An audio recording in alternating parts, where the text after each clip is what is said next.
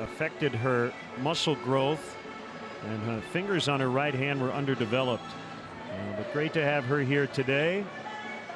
And she will hit all 30 Major League parks when it's all said and done. She's only 8 years old and gets to travel the country. Very cool.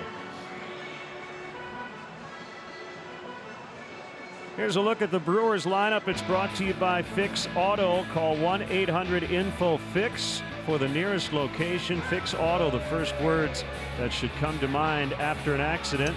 Lorenzo Cain had a nice all said and done. She's only 8 years old and gets to travel the country. Very cool.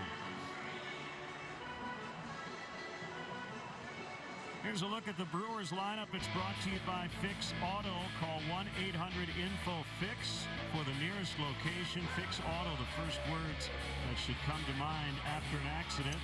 Lorenzo Cain had a nice day yesterday. Brewers haven't scored a lot against the Cubs this season, as we talked about in our pregame. Christian Yelich, good numbers in this ballpark. Ryan Braun always seems to hit Cubs pitching. Santana, Perez, VR in the middle. Manny Pena, the catcher. Arcia, the shortstop, and the pitcher Guerra batting ninth. Cubs defensively this afternoon. Kyle Schwarber will play left field. Almore's back in center. Hayward in right. We welcome Chris Bryant back to third base. Javi Baez makes his third start at short. Ben Zobrist makes his third start of the year at second base. He's off the DL. Anthony Rizzo plays first. Wilson Contreras back behind the dish, and Jose Quintana is on the mound to face the Brewer club that he has dominated, 3-1 with an 0.75 ERA for Q against Milwaukee in his career for the season. 2-1 with a 7.78. Second start here at Wrigley Field, and they've both been in very cold conditions. But the sun is shining, and here we go. First pitch strike on Cain as the Cubs look for their third in a row. Eric Cooper is the home plate umpire, working with a short crew. Gary Cederstrom, the crew chief, and Stu Sherwater on the bases. Corey Blazer was scheduled to work second base, but he is under the weather and will not work today. And he's got to be really sick to be under this weather. Here's the 1-1 to Cain, and he hits a ground ball past Rizzo. Quintana's got a cover, and he got there in time. Good feed from Zobrist. That goes 4-1.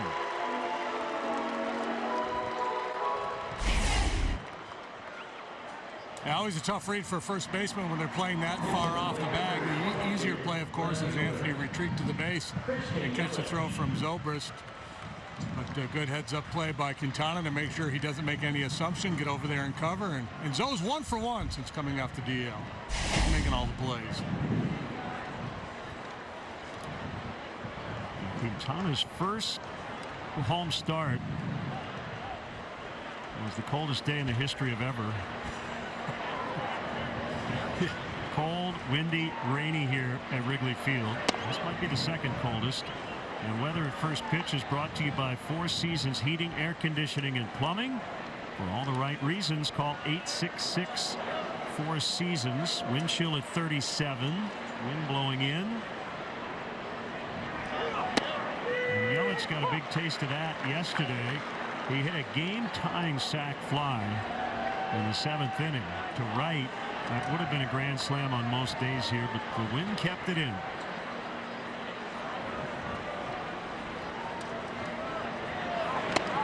Foul tip. Well, just out of the glove of Contreras. 1-2 the count. Yeah, the wind really hasn't blown out really at all this year. It's either blowing in or blowing across. Most times from left to right. Yeah, the start Q had here against the Braves, you know, the old adage that pitchers have the edge on a cold day. I don't think it really applies. When it's that miserable, it's no good for anybody. And he allowed 7 runs in 2 1/3 innings. That's a big reason why he has that inflated ERA. It's weird when you break down his season. Obviously, just a handful of starts. He was good for most of his outing in Miami, but had one real bad inning and ended up being charged with 6 runs in that game. The ugly one here against Atlanta in the bad weather. Then he has to go out to Coors Field.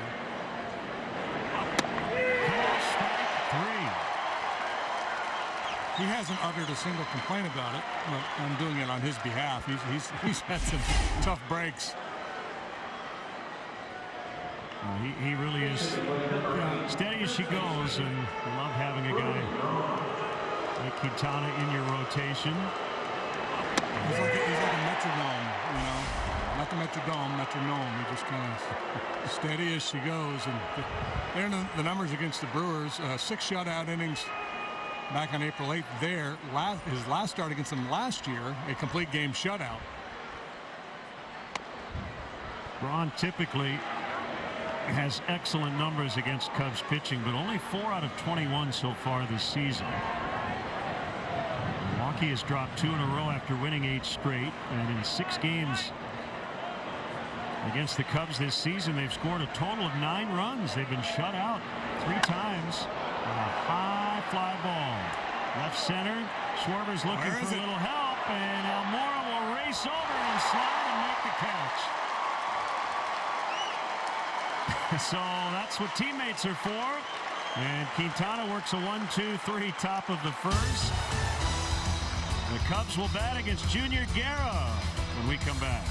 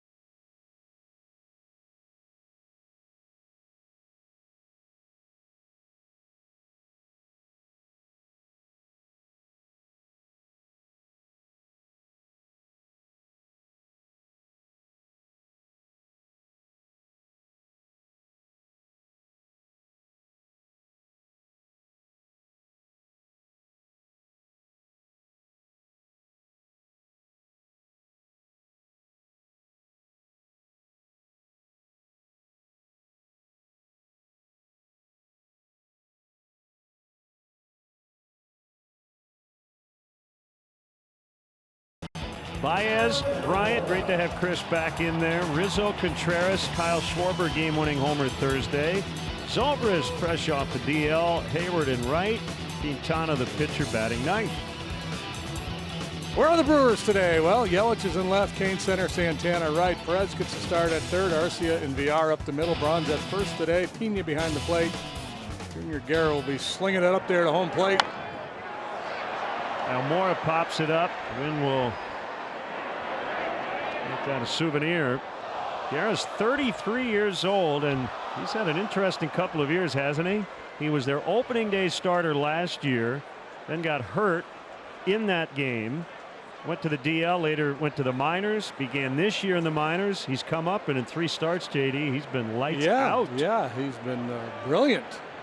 2-0 with an 0.56 ERA.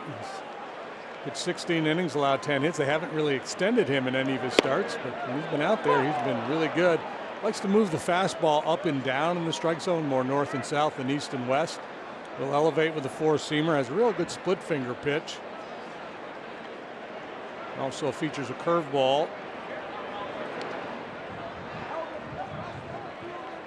Couple of guys with 10-game hitting streaks at the top of the order. Almora and Baez. Those are career bests. That splitter elevated fastball combination plays really well against left-handed hitters. So he's one of those reverse split guys. You know, he's a righty who's actually been tougher on left-handed hitters. They're batting just 115 against him this year.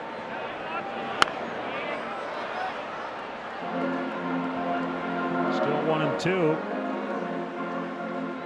We start the day with 4 NL Central teams, all within 1 game of each other. Cubs are only a game back after beating the Brewers each of the last 2 days. The peloton is tightly bunched. Santana in right, battling the elements. Let's get a graphic look at the NL Central standings, brought to you by the all-new Chicago Northside Toyota. You're going to like buying a car this way. Pirates beat the Cardinals last night. Starling Marte with a game-ending RBI hit in the 11th. More struggles by Greg Holland. As the Cards could not hold a ninth-inning three-run lead. He gave up 3 or 4, didn't he? Well, they were up 5-2 in the ninth. Lost it in extras. Red's starting to play a little better. They scored a bunch of runs in their ball game last night. Joey Votto with a 4-game home run streak going into action today. Chris Bryant in his first action since Sunday. And a scary beaning occurred in Colorado.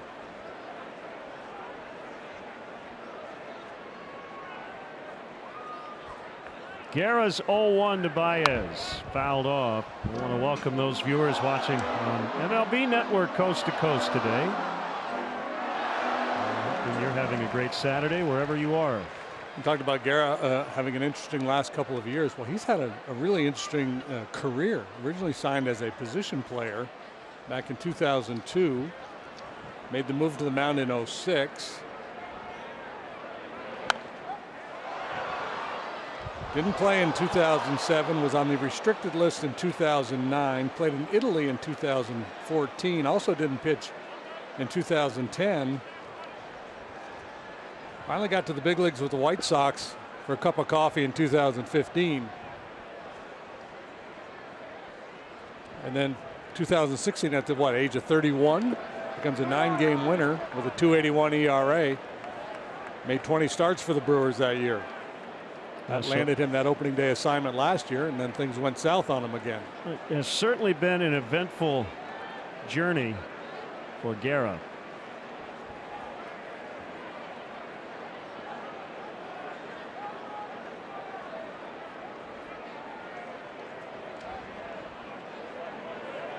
Got him on the splitter.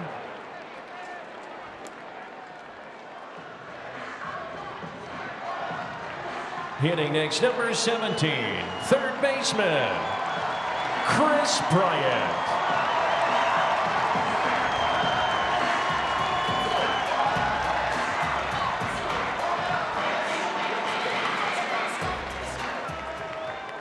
Chris missed 4 games. Off to a terrific start. Third in the National League with his .467 on base average. Takes the first pitch high, so he's got that C flap. And my hunch is if he wears it for multiple days, he's probably just going to keep it, right? As he pops it up, and again the wind will likely give him another chance. Just beyond the backstop. Gentleman down there in the front row with the hands over his head. Bryant back in there. Ben Zobrist activated from the DL. David Bodie, who made a really nice first impression, heading back to AAA Iowa. This guy, he's just not going to try to make a play. He's just taking cover. I don't blame him. It's a tough guy today. I also love the irony of heads up. And usually when that happens, it's head down. Yeah. And so Brizzo's only been intact here for half of these games to start the year. 2-2.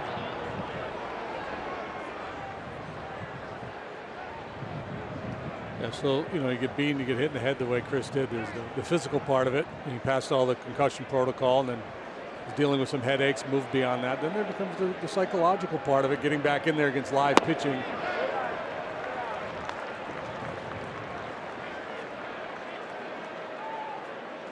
We can compare notes with Jason Hayward, who's had to deal with that. Jason's been wearing that flap for a long time now. So Guerra has stayed toward the outside. And he bounced that one. And yeah, this was incredibly scary. It was a fastball that got away from Herman Marquez. And Chris immediately came out of the game, but back in there today, and he's on base again. And here's Rizzo. He remains among the league leaders in on-base percentage. Off to a great start. You just hope that time off and that beating doesn't derail. It's shaping up to be another outstanding season for him. Meanwhile, Big Riz has been scuffling, but showing signs of late coming out of it. 1 ball and no strikes. The narrative early in the years, the Cubs had been winning the blowouts in the high-scoring games, but losing the tight, low-scoring affairs. The last 2 days, winning 1-0 and 3-2. And they got the winning run yesterday on an error by Eric Sogard. Yeah, not a routine play. It was a tough chance, but an error nonetheless. And with that first strike, the Brewers will redeploy their infield. Guys had been in, now he backs off and moves over into the basic shortstop position.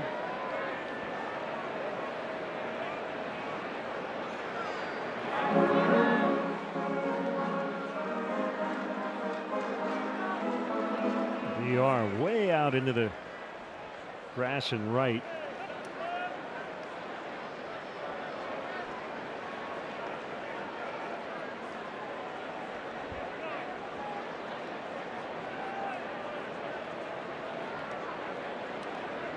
Here's a 1-1, and Rizzo showed bunt. And took ball 2. Stat of the game is brought to you by Mattress Firm, where your budget stretches further. First consecutive wins when scoring 3 or fewer since September of 2016. They are the only team in baseball that has not had a 3-game winning streak or a 3-game losing streak.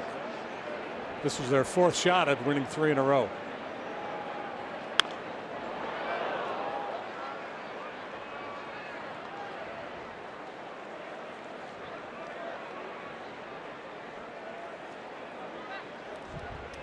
Darvish has to feel very good about his start yesterday. Did not get a win, but the Cubs did, and he went 6, gave up just 3 hits, 1 unearned run, walked a couple, struck out 8.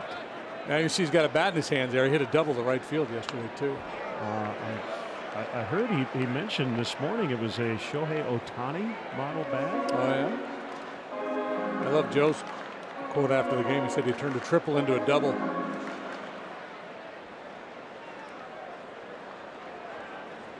If he had gotten to third base, it would have been the most reluctant triple ever. I guess Ohtani had sent Darvish a bat a couple of days ago. Ron will get Rizzo, and Guerra works a scoreless first. 0-0 on a chilly but sunny day on the north side.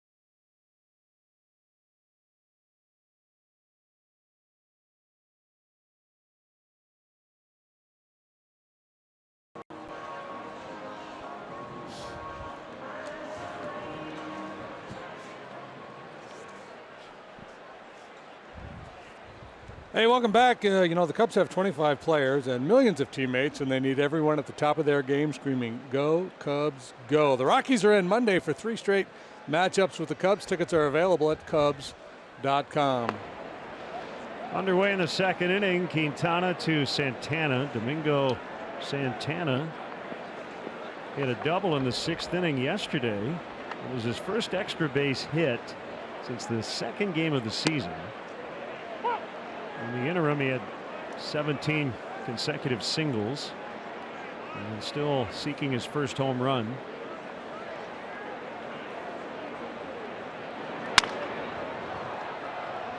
Almora will grab it.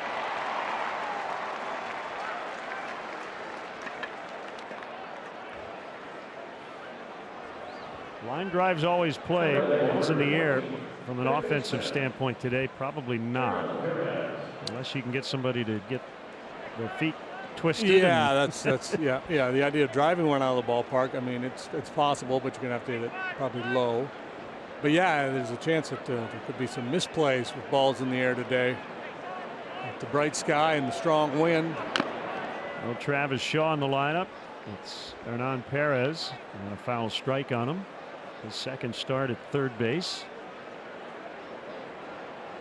I always feel like when the conditions are this bad, there's always an edge, an advantage, and you could argue that there's always an advantage, but more so on a day like today, just put the ball in play, right? When it's just cold, everybody's, you know, the feel of the game, the flow of the game is a challenge.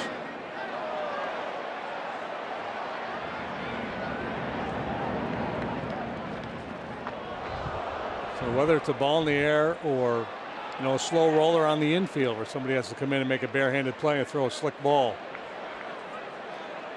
Well, that particular play, and it looked like Bryant's play, wind pushing it not only toward foul ground but back toward home plate, so Contreras ended up kind of being in the mix there if that ball had stayed in play. Yeah, I'm sure that conversation has taken place in both dugouts. Make no assumptions. Ball in the air. Everybody anywhere close, pursue.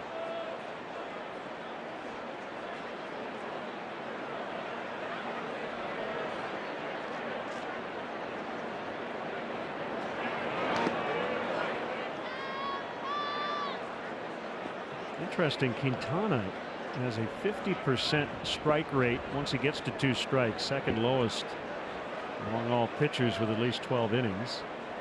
He's been getting ahead of guys, but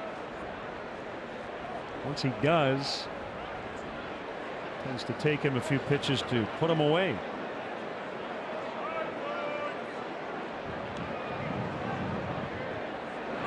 Swing and a miss, so he gets Perez for his second strikeout. He picked up his 1,000th in his last start at Colorado, becoming the first Colombian-born pitcher to reach that milestone. And 2 outs here in the Brewers' second. See the pitchers constantly blowing on their hand today, trying to keep the hand warm. And the good news for Quintana here in the early going, despite it being so cold, it looks like he's got pretty good feel for the breaking ball.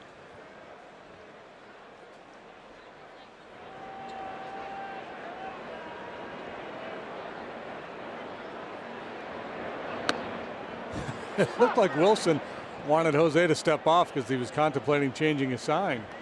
And Jose paused for a moment, then went ahead with the delivery, and Wilson said, "All right, bring it on."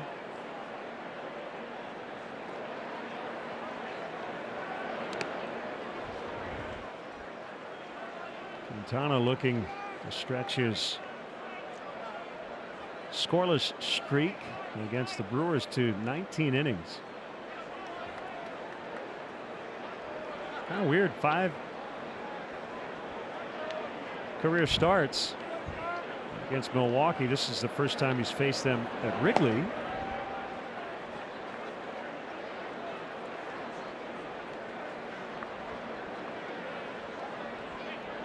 Two and 1 on the switch hitting VR. That 0.75 ERA he brought into the start against them, the lowest of any pitcher who's made at least 5 starts against the Brewers.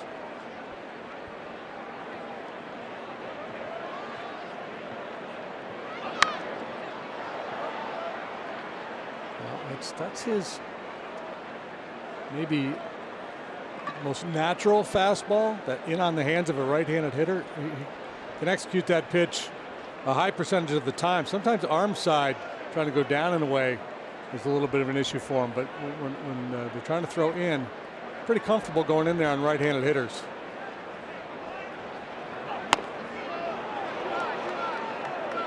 Three and two. The catcher Pena waits on deck.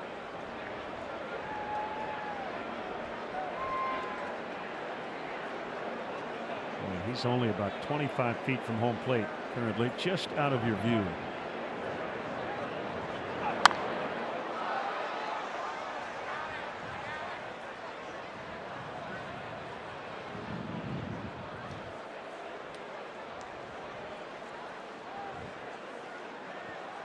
At one point, for a pitcher, is that on-deck hitter too close?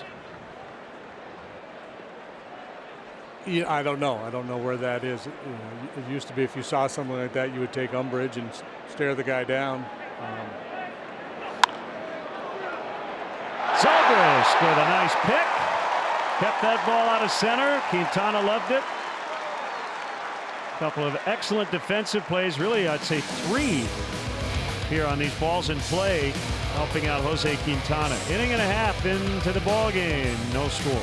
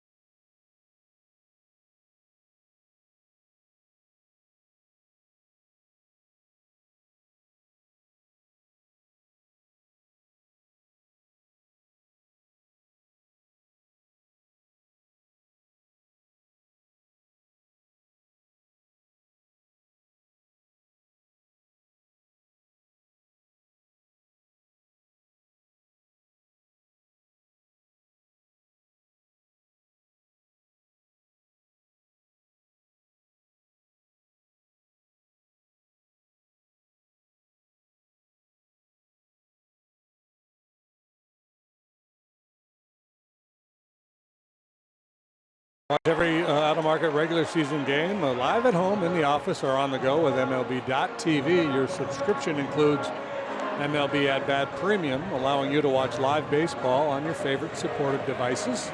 Blackout and other restrictions apply. Visit MLB.tv for details.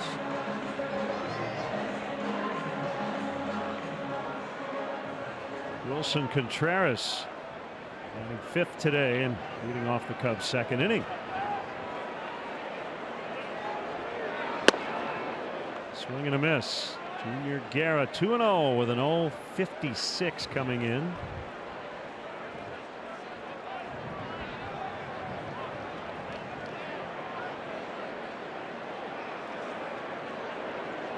And kicks and fires and a ground ball. Braun can't get it.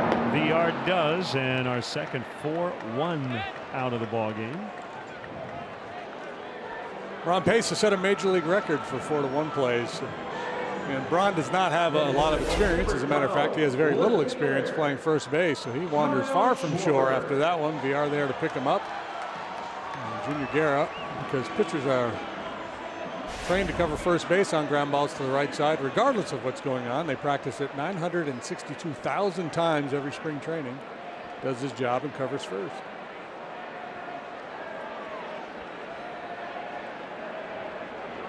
Schwarber back in the lineup. He sat out on Friday after hitting a game-winning home run Thursday from the #2 spot in the order. And our home run leaders are brought to you by Toyota. Tested, trusted Toyota. Toyota, let's go places. Baez and Schwarber just one off the NL lead.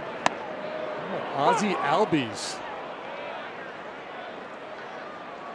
tied for the league lead. A little dynamo for the Braves.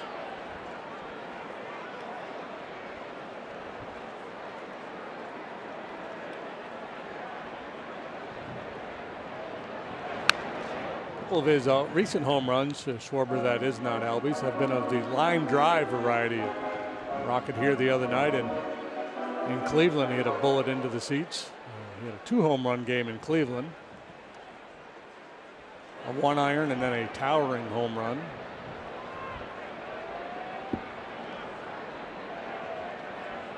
Interesting, they actually are playing him as an off-field hitter in the outfield.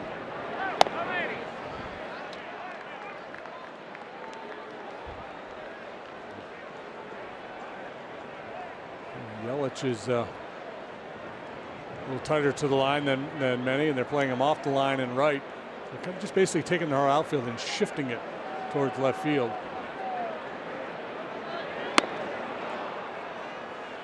He strikes out. That's #2 for Guerra. And that's that elevated fastball. He likes to go there with 2 strikes. With 2 strikes, he either likes to climb the ladder with a 4-seamer or throw that splitter down. That's kind of his MO against left-handed hitters. And Zobrist activated off the DL today. A back injury. No rehab stint required. Making his 10th start. And he's 3rd at second base.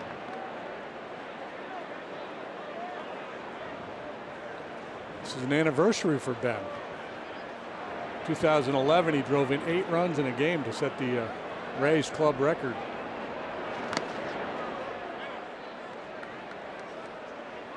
Doubleheader actually that day. He went 7 for 10, 2 home runs, 3 doubles in the twin bill.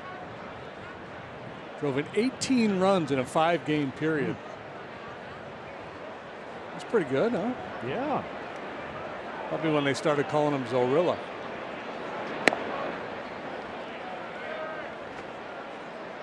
Two and 1 the count on him. They play him a little bit to pull in the outfield. VR deep at second. RC is shaded up the middle. That is a strike. And it evens it up at 2 apiece. No Addison Russell today with Zobrist at second. Baez moving to short. Yeah, that's a pitch Ben probably attacks. But you know, coming off the DL, probably content to try to see some pitches here. He's a patient hitter to begin with, but that middle in fastball, he likes that pitch. There it is again. Back-to-back Ks for Guerra, and we'll go to the 3rd. Still no runs.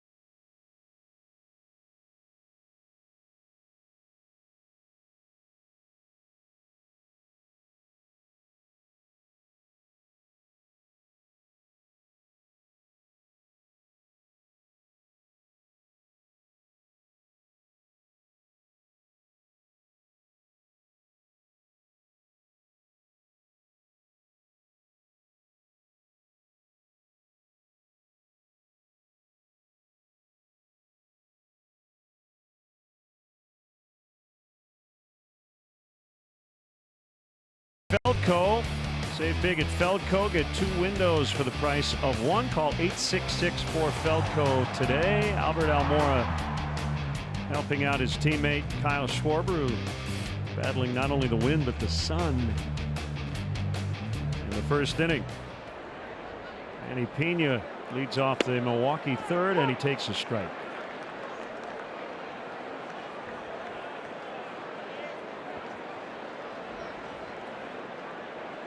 Four consecutive quality starts for the Cubs. Rotation with a 138 over this stretch. And rounding into form, this is a group that we thought would perform very well, be among the better staffs in all of baseball, and they got off to a slow start, but collectively they've turned a corner here in the last few days. 1-2.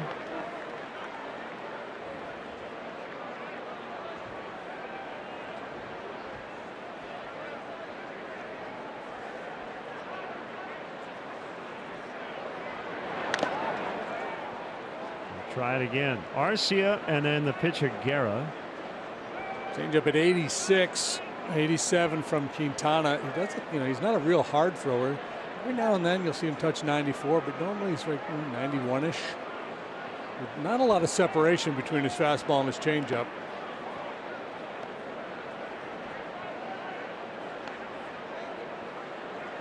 He doesn't rely heavily, on that changeup because of the good curveball, but he uses both of his secondary pitches a fair bit of time. His start against Milwaukee at their place, he probably threw more changeups than any other start this year. So sometimes that's just how it feels coming out of your hand. It feels real good when you're warming up. Other times it's because of the scouting report of the opposing hitters. Bounding ball to Baez. Right for the Rizzo. 7 up, 7 down for Quintana. Here is Orlando Arcia. Start in Milwaukee back on the 8th. Outstanding work. 6 shutout.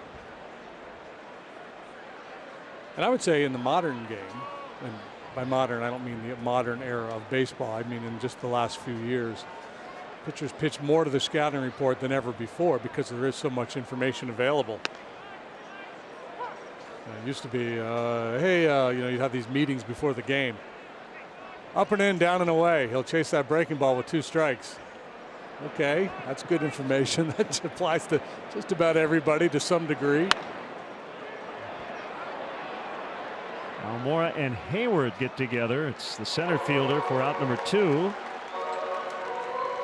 Cub fans, wake up with the ABC 7 Eyewitness News team. Terrell Brown, Tanya Babich, Roz Varon, and meteorologist Tracy Butler will get you ready to start your day with the latest news, weather, and traffic. Tracy, you better be bringing some good news here pretty soon. The pitcher Guerra with 2 outs. 3rd inning, scoreless tie.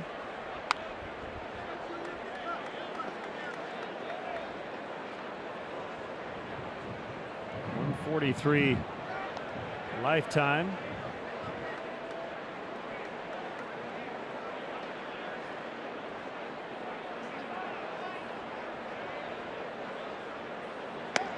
I think if I ever made a comeback, one thing I'd want to do was sniff my bat after a foul ball. You never did that, no, huh? I didn't even know it was a thing. Yeah, a lot of guys do that. Called strike 3. Quintana has been real sharp early, and again, he's gotten some help from his defense when needed.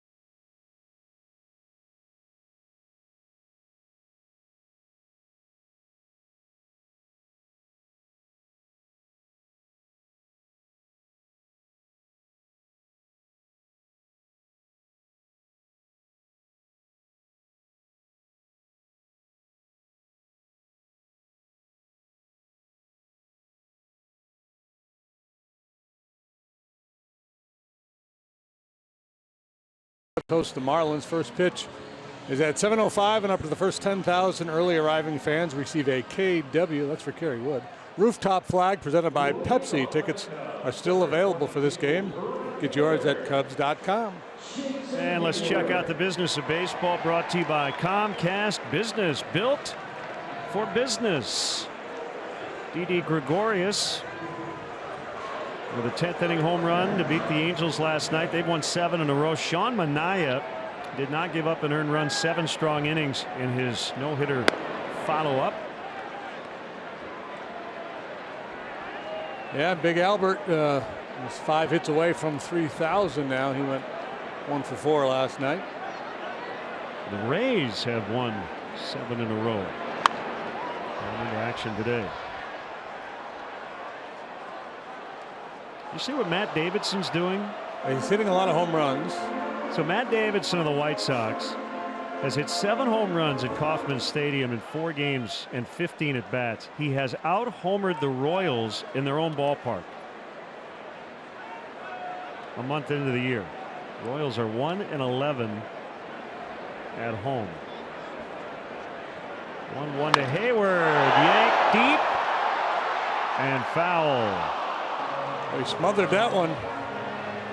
Bid for his 3rd home run of the year, and that was the right trajectory. Kept it low, but hooked it foul.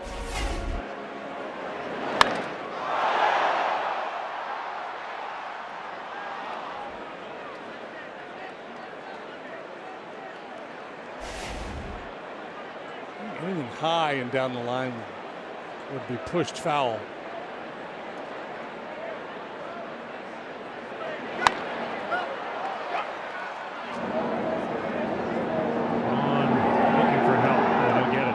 Body language from Braun was saying, somebody please help me, and VR made the grab, and that deserved a handshake. Yeah. You got the sunglasses on the bill of the hat. He's not going to do a whole lot of good up there. He's working hard though, trying to shade his eyes with his mitt. I think he ultimately would have been able to make the catch, but I no doubt appreciates the help from VR.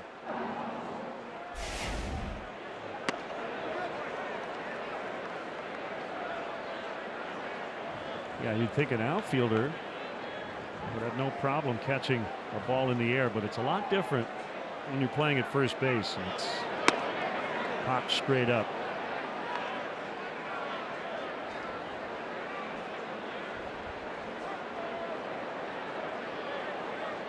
Quintana has a sac bunt on his line this year, but in his official at bats, he has struck out all 6 times. Down 1-2.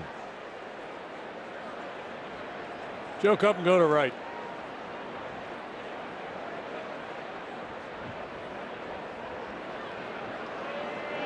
Swing and a miss. 2 down.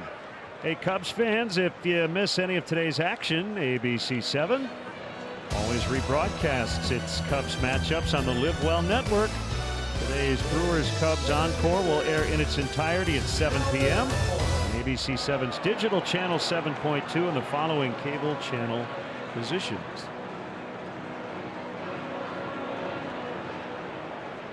Both starters really sharp here to start this ball game. Neither allowing a hit the first time through the order. Almora takes a strike.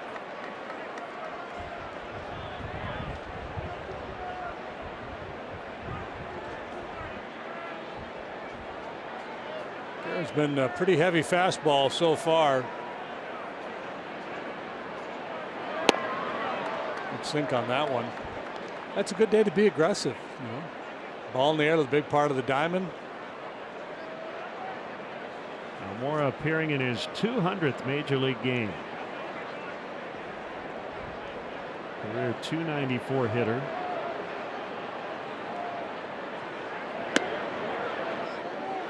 He's slugged .450 as a major league batter. It's a little higher than I kind of expected. And it's actually higher than he slugged in the minor leagues. 5 seasons in the minors, .416 slugging.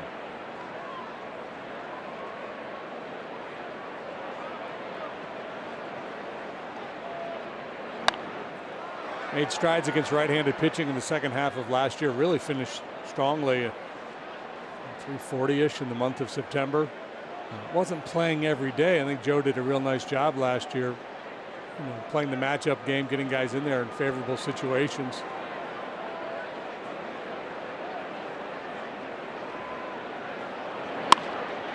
There's the first hit, and Almora has hit in 11 in a row.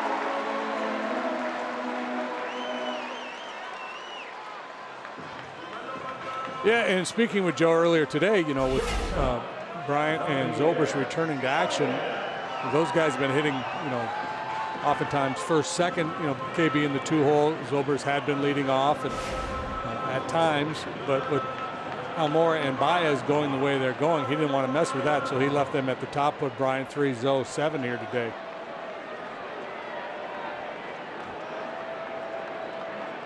Baez, the third Cub. We get to 25 RBIs prior to May 1st. Of course, we started on March 29th. Billy Williams and Derek Lee, the others. Billy had 25 in 1970.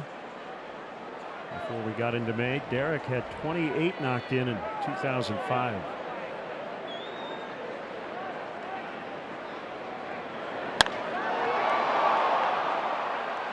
Run hard. That's Kane, and he's pointing at Santana, and the ball gets away. Cubs will get on the board. Arcia, Santana, and Kane all out there. Arcia got a glove on it. Could not haul it in. It'll be a bloop double and an RBI for Baez. Well, that keeps his hitting streak alive. And yeah, again, just run hard, boys, because any ball like this, a ball high in the air with that wind and that sky, everybody's looking for help. At the last, Arcia tries to make a play off the end of his glove. You don't want to get caught today not running hard on the bases, making an assumption that a ball like that's going to be caught.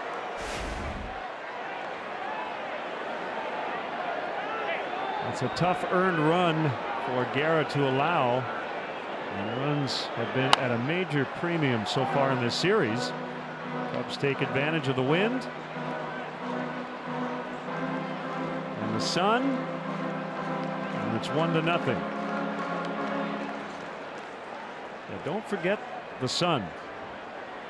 As much as the wind is playing tricks with the ball, I mean, I don't think Kane ever got a good look at it. There's no cloud cover at all, just a high, bright sky overhead.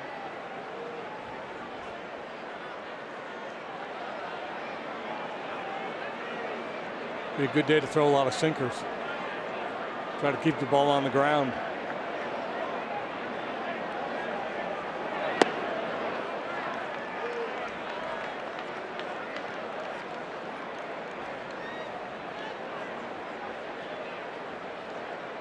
Some have been talking about the old daily double. Going back to the 84 Cubs, Dernier and Sandberg, referring to Almora and Baez. And they team up to rally with 2 outs and give the Cubs the lead.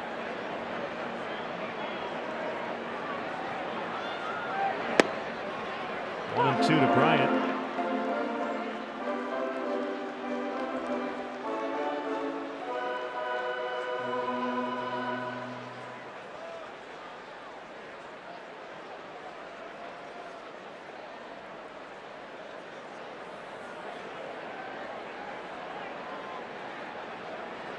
Guerra has the sign from Pena, and Bryant fouls.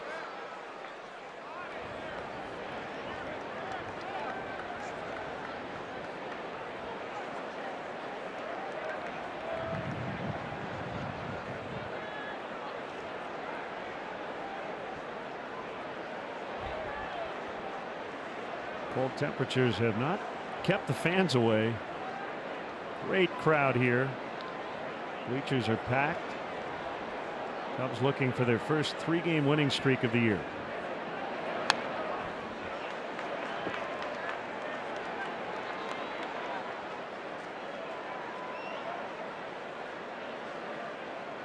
mentioned the reverse splits on Guerra. He's been really tough on left-handers, tougher on left-handers than right-handers. And normally, when that happens, it's either a good changeup. In his case, it's a splitter, and maybe not possessing that good wipeout breaking ball that would dominate right-handed hitters. And we really haven't seen any of that from him today. It's like a spiked splitter there.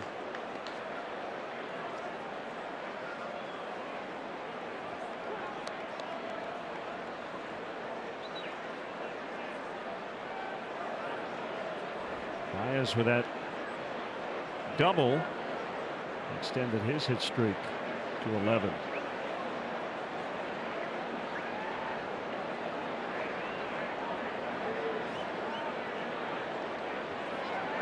That's number 7 to Bryant. And here it is. And boy, Baez just toys with people. He was way off the bag at second. Pena fired, and Javi just stole third.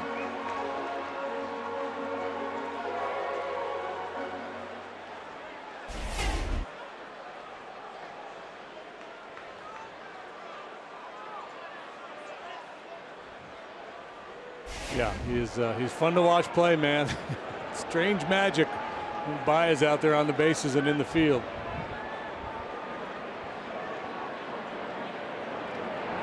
Swing and a miss. Bryant strikes out, but the Cubs get that big first run of the ball game, and it's been the combination of Almora and Baez, offensively and defensively here lately. 1-0 Cubs after 3.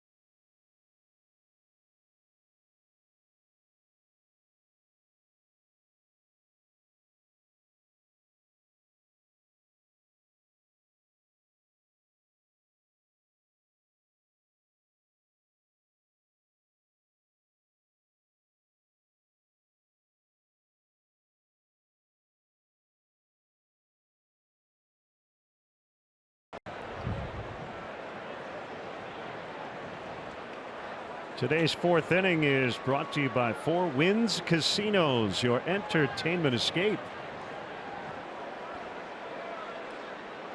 Jose Quintana, 3 up, 3 down frames to start it. He's got a 1-0 lead. And a strike to Lorenzo Cain, who reached base all 4 times yesterday. Once on an error, twice on walks. And retired on a nice play by Zobrist and Quintana to lead off the game today. Back-to-back changeups from Quintana to start this at bat. There's another one.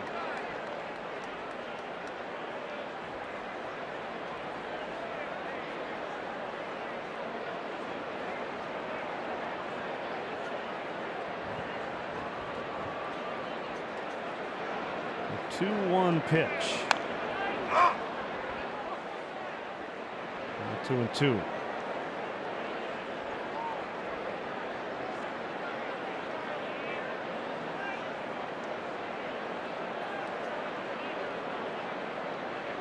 Cubs are 5-1 against Milwaukee. A third of the way through the season series. First hit for Milwaukee, and extra bases for Kane, as he'll motor into second with a leadoff double. Well, those are the kinds of swings that'll play on any day, but particularly today. Yeah, and they went back to the changeup, so it was 3 consecutive changeups to start the at-bat, then the elevated fastball to get the foul ball, and right back to the changeup. This one stayed on the plate and up just a little bit. Kane was perhaps looking for it because he put a real good swing on it. And just kind of cut over the middle of the plate. Probably wanted that one to fade down and away a little bit. So we'll have to work out of the stretch for the first time today. Christian Yelich.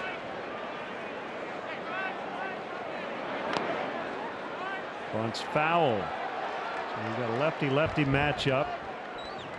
Brewers haven't been scoring many runs. Got a cold day, so. Yeah, I think maybe you start to contemplate small ball a little earlier in the game on a day like today. Normally, even with a lefty on the mound, with Yelich's pedigree as a hitter, you'd want him swinging. But the run scoring environment here today is one that says might be a good idea to play for a run early.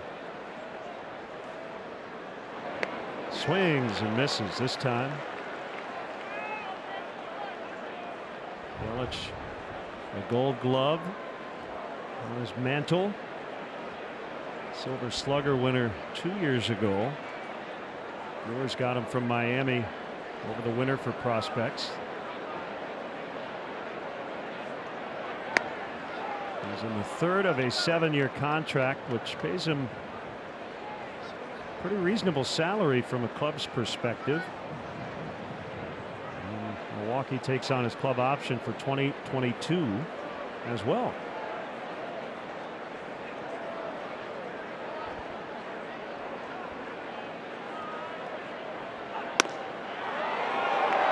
Just missed.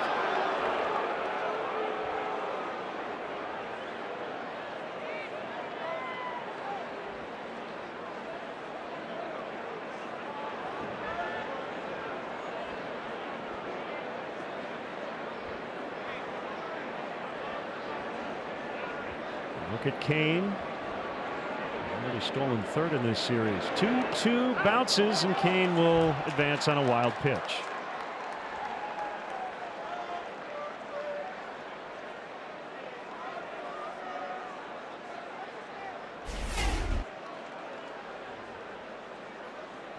Yeah, this one kicks hard back in the opposite direction on Contreras, excuse me. You anticipate that with the breaking ball spin that it's going to come back the other way, but that one bounced out in front of home plate. That's a tough one to knock down and keep in front. And with Kane's speed and a pretty aggressive secondary lead, even if you were to knock it down and keep it right in front of you, he's probably going to get third base.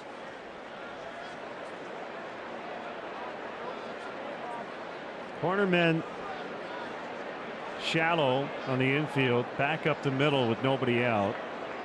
Quintana will continue from the stretch. And a runner at third, and Yelich fouls to the top of the net. Quintana thinking strikeout there, tries to get a swing and miss at a high fastball. Hitter like Yelich, typically, who uses the whole field, man on third, he's emphasizing contact in his mind, so he's going to try to stay back, let that ball travel a little bit, make sure he doesn't get fooled by the breaking ball. In that instance, I think elevated in, you're more likely to get the chase. Swing and a miss. Back up. A little bit of a slide step for Q. And that's the first out. That's hitter anxiety there. That pitch cutting well off the outside corner. Chance to drive in that run.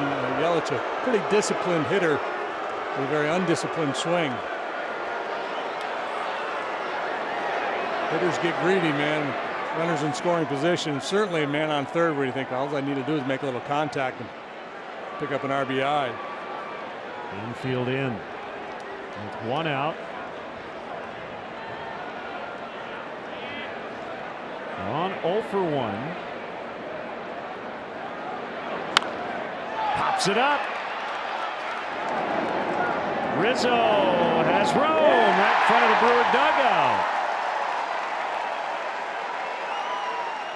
2 away.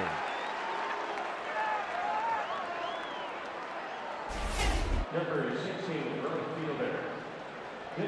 Santana.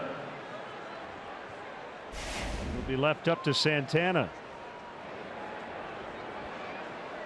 Anthony's the leader in the clubhouse right now for least panicky catch of a pop-up today. Pretty under control on that one. Yeah, he certainly made it look routine. Infield back with 2 outs. Swing and a miss. This is a situation where the catcher really has to remind himself to use good technique here, ball and dirt here. And try to pick it, make sure you sit on it and block it. Ground ball, Baez on his feet. And Q gets out of it. Boy, the defense by the Cubs today has been stellar. And Baez just saved a run. And it's still 1-0. El Mago doing his thing.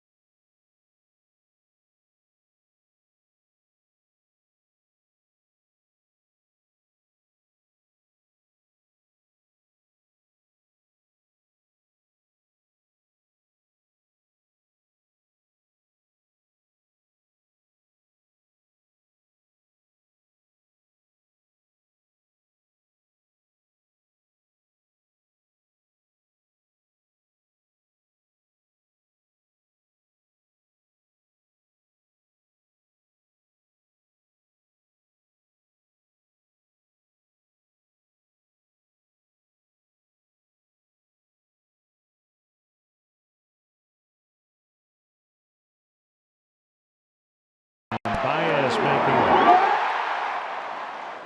a great play to get Santana and get Quintana out of the inning.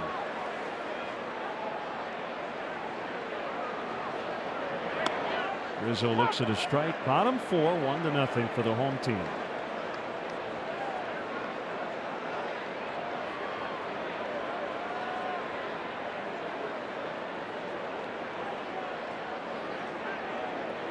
There's 0-1.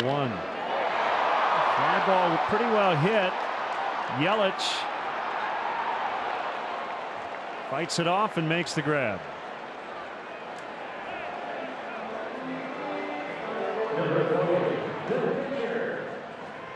No such thing as routine today. Contreras 0 for 1.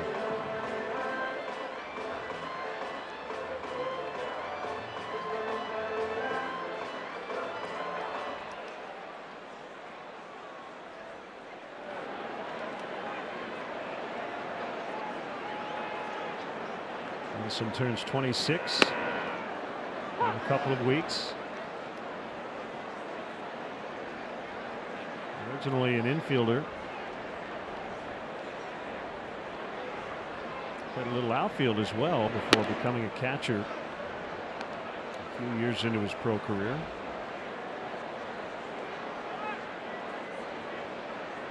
He was in his 8th season before he made his big league debut, 2016.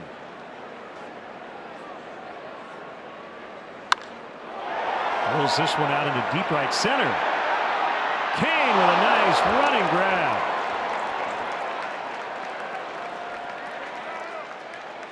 Yeah, that was ticketed for extra bases. Really nice play by Kane. This one hit on a line and it's fading away from him. Santana in the neighborhood, but not really an option. That's Contreras' stroke right there. Driving the ball into that alley or towards that alley in right center. There's a lot of damage in that direction. Kyle Schwarber bats with 2 outs.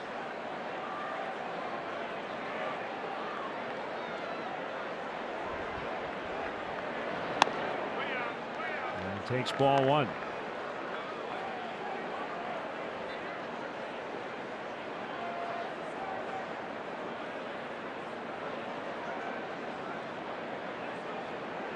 General manager is David Stearns. He's done a really nice job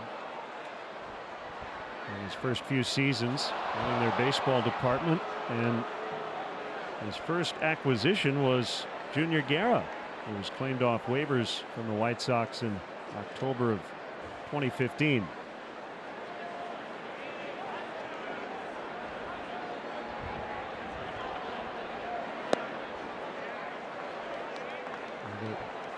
Acquisitions that grab most of the headlines are guys like Lorenzo Cain, who signed as a free agent. Christian Yelich acquired from Miami. But they did a lot of other really interesting deals along the way. Schwarber running it out. And it drops. A base hit for Schwarber. He crushed it. You know, when I mark my scorecard, I put, like, for a base hit, I'll put S for single, and then the direction, like left field, center field. You know, I don't know exactly how to score this one. Single, back of the mound. Don't be frustrated, Kyle. That's the play today. That's a smart play today. Get that lob wedge out, boys, and you can do some damage. There's 1 for 2. What'd you work on in the cage? Well, I was really trying to pop the ball up into the cage today. I felt like that would be a real advantage for our club. 3rd Cubs hit. A second that would normally be caught.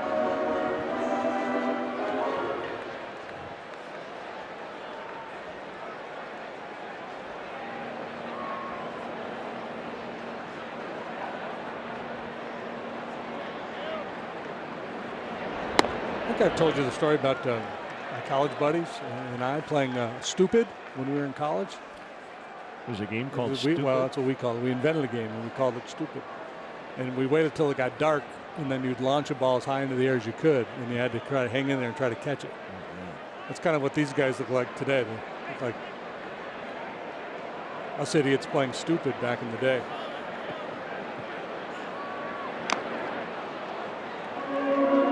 The idea would be that if you hung in there, you were. Yeah, you'd battle and try to find it. You know, it wouldn't be pitch black, but it was like in the twilight hours. It started to get dark. You kind of fight and try to see it, and then if you couldn't see it at the last minute, you did like that fan did earlier. You put your hands over your head and hope it didn't hit you.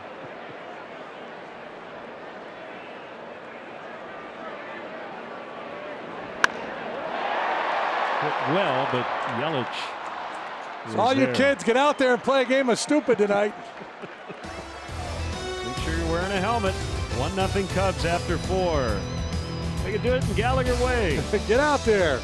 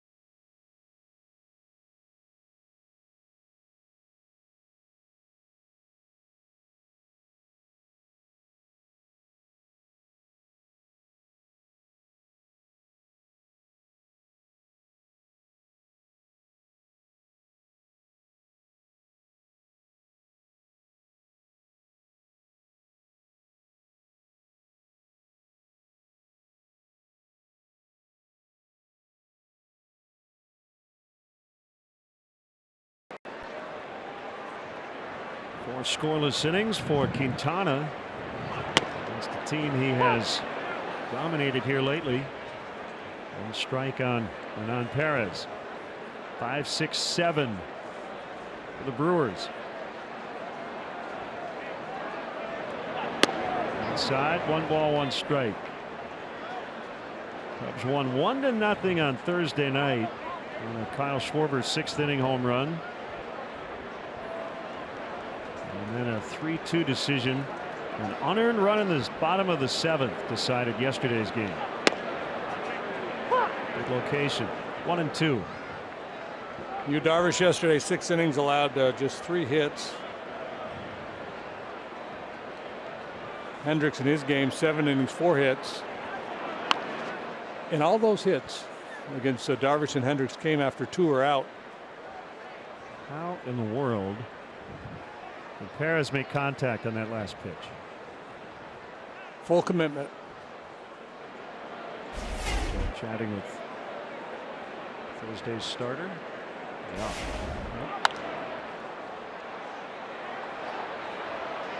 Zobrist. And this father-son moment is brought to you by Sport Clips Haircuts. Check in online at sportclips.com/check-in and claim your spot today at any of the over 90 Chicagoland locations.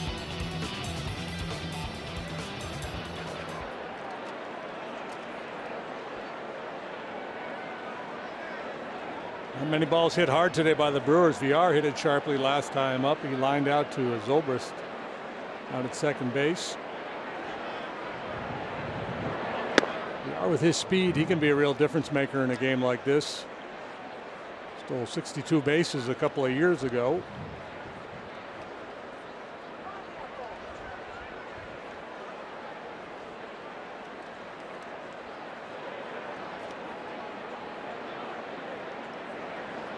Quintana's 1-0 is a strike.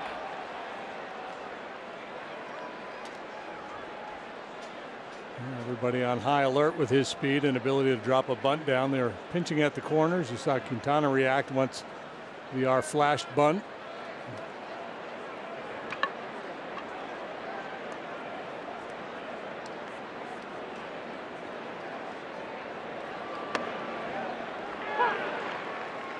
Quintana with a very simple delivery. A lot of wasted motion. Keeps everything pretty square to home plate. Finishes up squarely to the plate. He's got a little funky leg kick there at the end when his back leg comes through.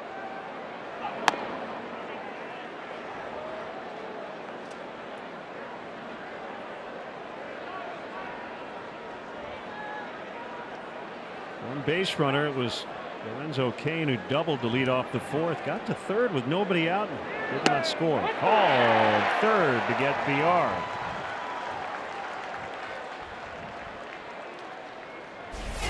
Once he establishes changeup, curveball, the ability to locate those pitches, throw it in the strike zone enough where hitters have to be aware of it. It's very difficult for them to pull the trigger on that fastball over the inside corner. Now, if you're looking soft, you're staying back, and there's a fastball out away from you, you can kind of throw the head at it in the last moment, maybe foul it off or put it in play the other way. If you're looking soft, looking away, that fastball in, it's tough to react quickly enough to do anything with that pitch. It freezes a lot of guys with that inside heater. Pena recently came off the DL. Baez ranging to his glove side. Smooth as he gets Pena. That is a 4th 1-2-3 for Quintana, who's allowed just 1 hit through 5.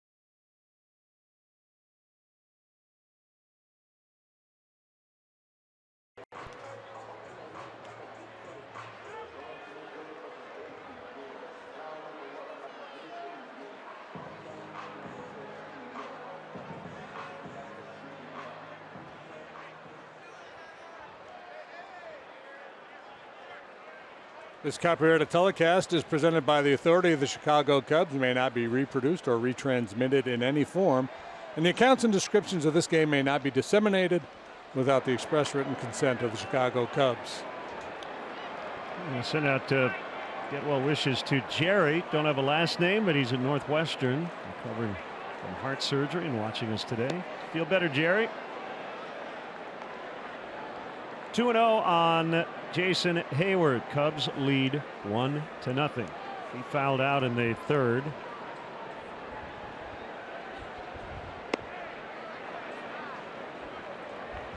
Looks like Wade Miley, who's on the DL, should be back soon for the Brewers. He's got a groin injury. I'm not sure how they'll use him if and when he is on the active roster. We talked yesterday about Brent Suter, who had struggled to start the year, and he got off to a bad start in the first inning before recovering. But they really like what Wade Miley did in spring training before he got hurt. And Junior Guerra doing nothing to show that he should be taken out of the rotation.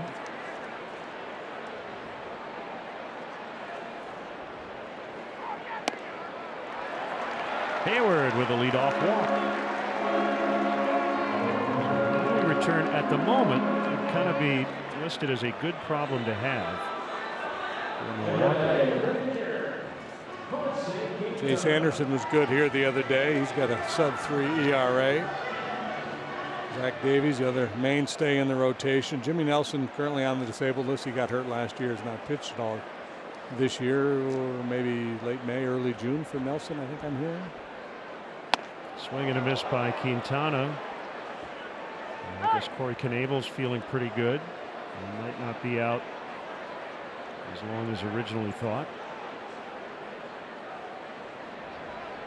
Birds have pitched well. The bullpen in particular has been outstanding.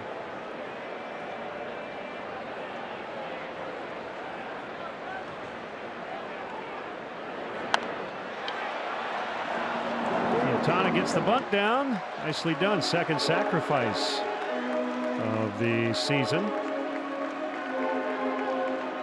So they say if you can get your bunts down as a pitcher, anything else is gravy. Quintana's got 2 sack bunts and he's 0 for 7 with 7 strikeouts. So he's done his job.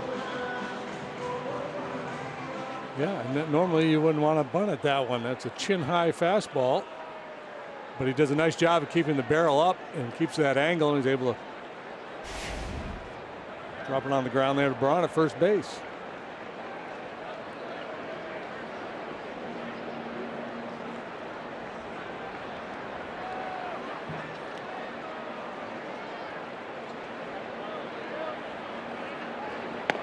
It used to be, we were always taught the hardest pitch to bunt was the elevated fastball. But reality, it's spin, right? So a good slider, a right-handed pitcher, a right-handed hitter, that's a tough pitch to bunt. A breaking ball.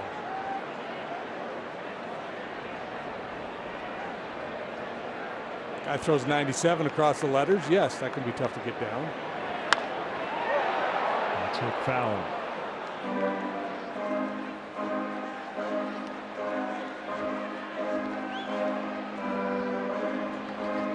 Going back to the conversation we had a while back about the run scoring environment and why you might want to play a little small ball and try to push a run across. Well, with that in mind, I would think the third base coaches would be aggressive in this game too. Some pretty aggressive sends given an opportunity.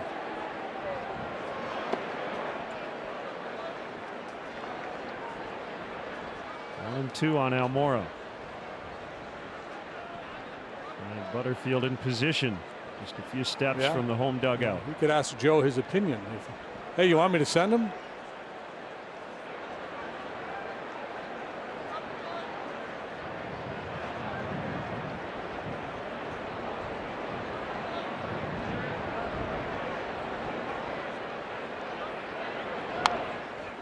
.120 game. I'm guessing Butter was at the ballpark probably around 6:30 this morning.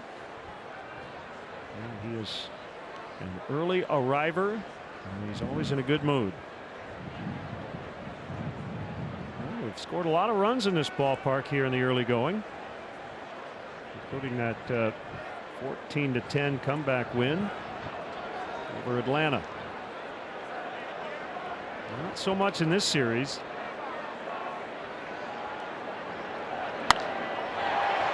Santana in right will one-hand it. Hayward will retreat to second. 2 outs. Happy 72nd birthday to Ray Fellows.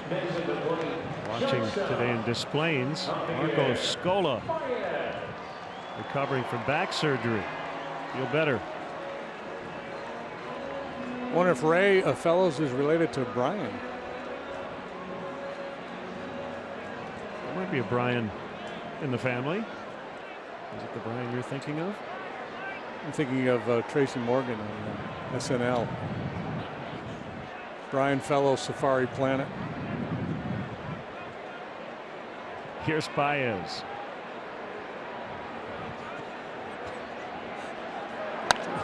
One of those images you just pull it up and you can't not laugh. Right.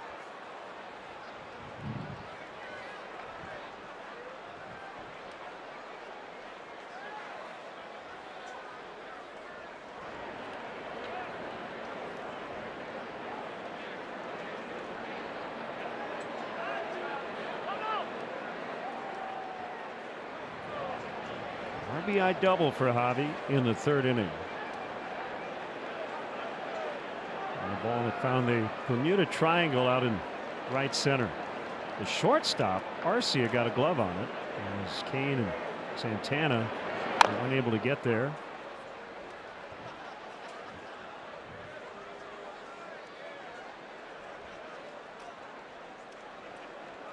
So middle infielders, 20 runs, 15 extra base hits, 25 RBIs before May 1st. Pretty good list, including Didi Gregorius this season. Yeah, these Yankee fans are going to be Derek who? Well, maybe not. But Gregorius is, when he first came into the league, it was like, yeah, you know, good defender. I don't know if he's going to do a whole lot with the bat. He's turned into a stud. 0-2 pitch. Arcia's got it. Balanced throw in time to get Baez. Cubs strand 1. We go to the 6th inning. It's 1-0 in Game 3.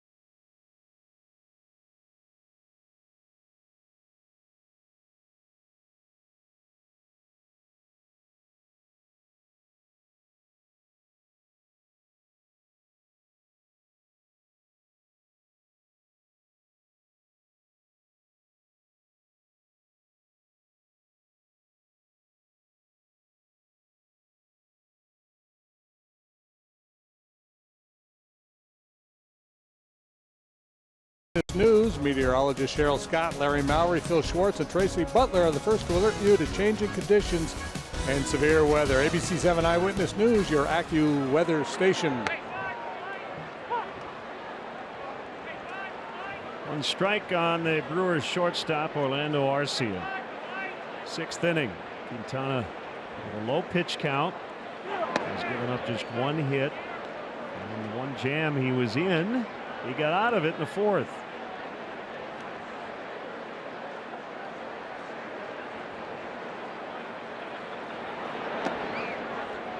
Two and one.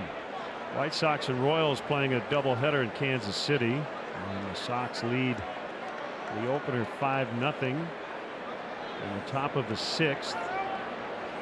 No home runs for Matt Davidson, but he is 2 for 3.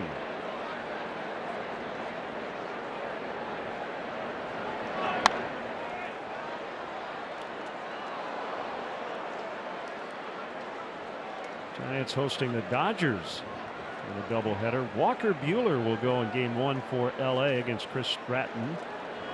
And later tonight, Alex Wood versus Johnny Cueto. Both teams under 500 as we near the end of April.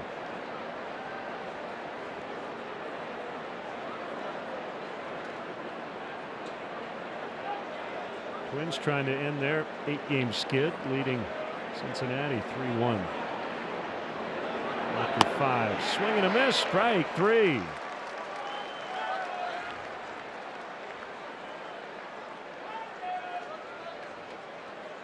One strikeout every inning for Quintana. Yeah, it's like a multivitamin, right? Just one a day, one an inning, and he has been so precise today. Get over curveball to get started, then he goes to work in and out, up and down. Changeup has been good. In there for a strike. Guerra.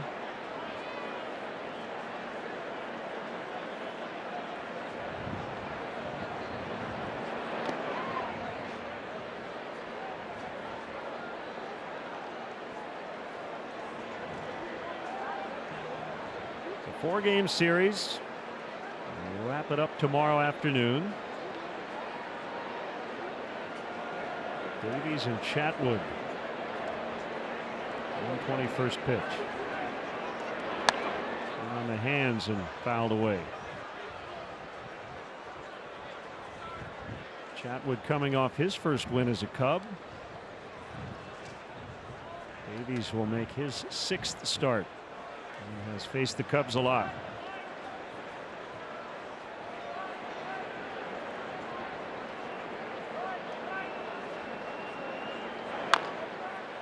Back to the mound, and it's Quintana. Flip it over to Rizzo.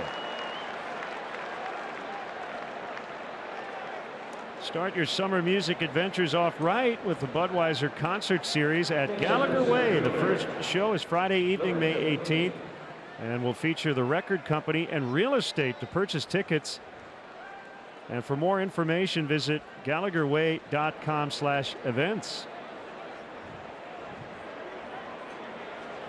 Great spot to catch a concert. And today, a ball game on the big screen.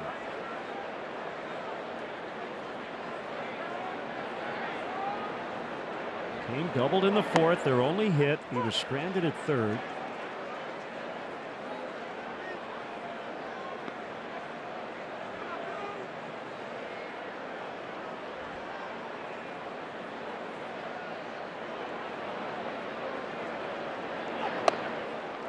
One and one.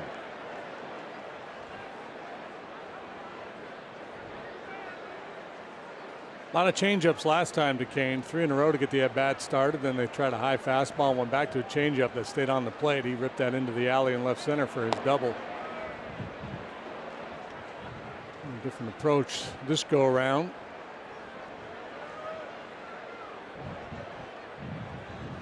Two schools of thought, you know, the guy, and Kane's not a big slugger, but he has power. The ability to throw an off-speed pitch in a fastball count, or just to paint with a heater. Quintana's the easiest fastball for him to throw to command is in on the righty's hands. Don't have to be as careful with this pitch as you would on many days here at Wrigley. Whoop. That bat completely got away from him. So that is the first walk he has issued.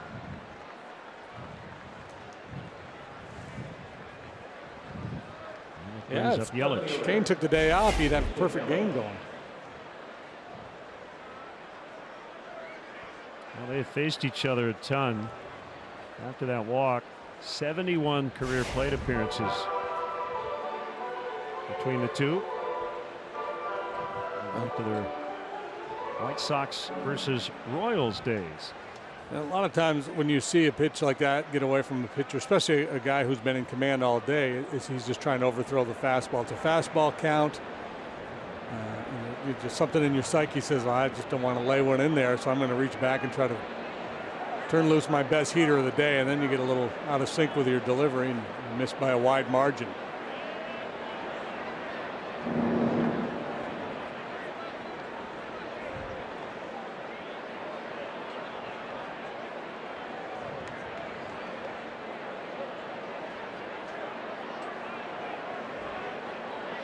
Kane with a pretty good lead and a lean. And it was close.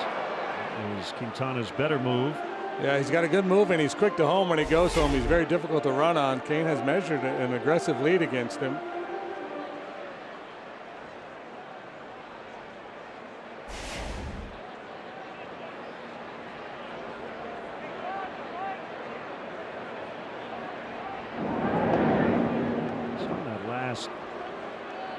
Replay as Rizzo reached out to make the tag with the laces hanging off the leather. Just for future notice, the laces do not count as part of your glove on a tag. That was the rule of the week. Chris Welsh sends out that email. But yeah, if you have laces hanging off and you go to swipe the tag and only the laces catch the base runner, that is not considered part of the glove for tagging purposes. Otherwise, guys would have laces that are they'd be incentivized. Long laces. 1-1 to Yelich.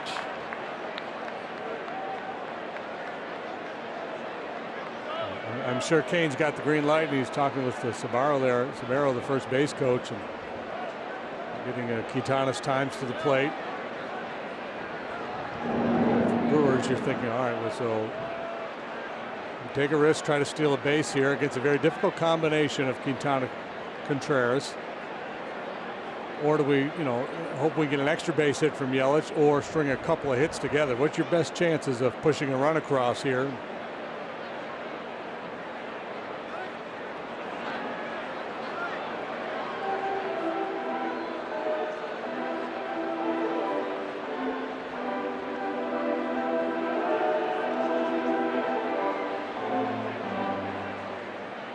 Six out of 7 so far this year. He's been a very efficient base runner throughout his career, base stealer. Successful a high percentage of the time.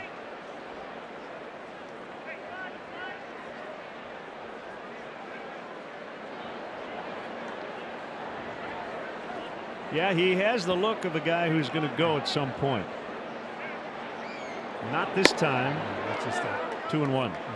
Quick step and go, man. It's so difficult to run on Quintana. You say, well, lefty go on first move, but he's so quick to the plate.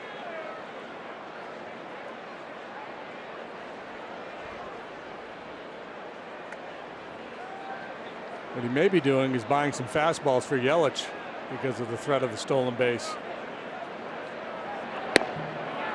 2-2.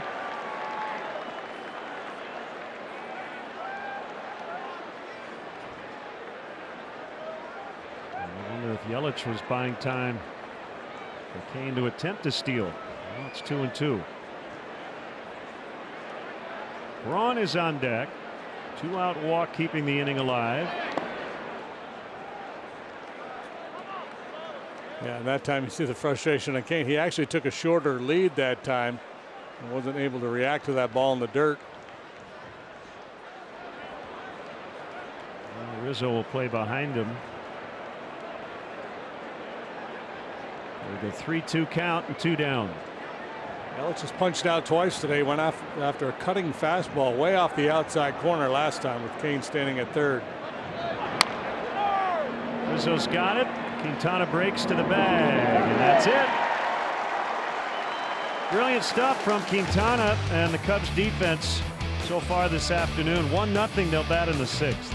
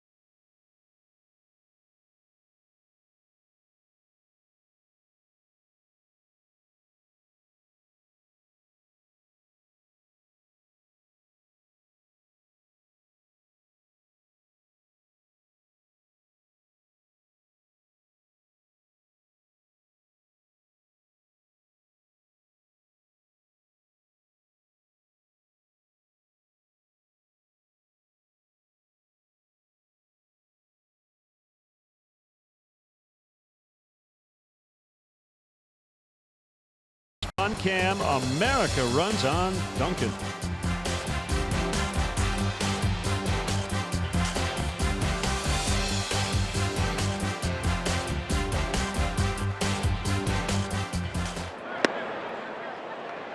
Swinging strike on Chris Bryant back in the lineup.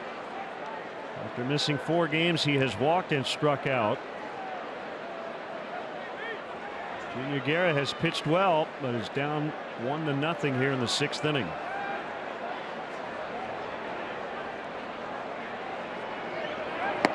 Oh, 2. Good sinker down. You see there right on the edge, bottom of the knees on our Xfinity strike zone. And Quintana's been so good today. Overlook the work that Guerra's doing. About an 0.56 ERA into this start. And on the player of the ball. Oh, he did? Oh, man. Wow. Yeah, I had the ball. Well, Braun, the sunglasses still on his hat, made the play. Yeah, got the Mother Superior look rocking. Again, the sunglasses protecting the crown of his hat.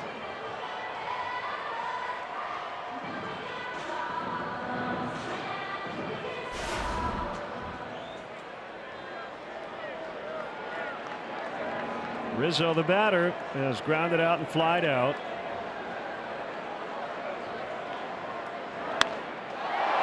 Fly ball to right. Santana tracking, can't find it. Now he does.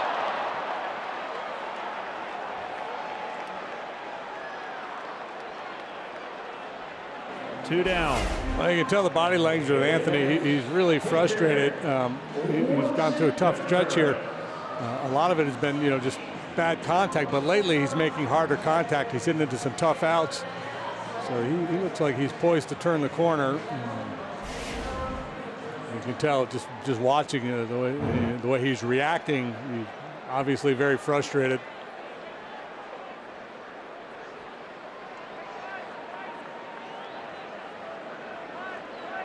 Contreras is grounded out and lined out. I would say you could fit Joe Maddon's concern about Anthony Rizzo on the head of a pin, if you could quantify the size of concern. I mean, there's just.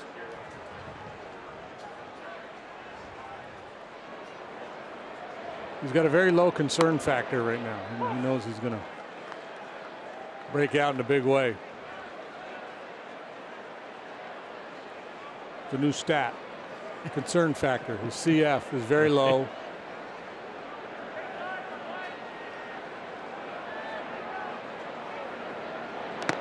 Ouch. Contreras got hit. It had been a couple of days since a Cub got hit. And a pretty common occurrence early in the season. Kyle Schwarber. Elbow or forearm. And hit wrist, elbow, hand region 2 or 3 times this year. Cubs have been hit 23 times. First time in this series. So Thursday and Friday was the second time I should say, this year they went consecutive games without a hit by pitch. The other 2 times were the first 2 days in Colorado.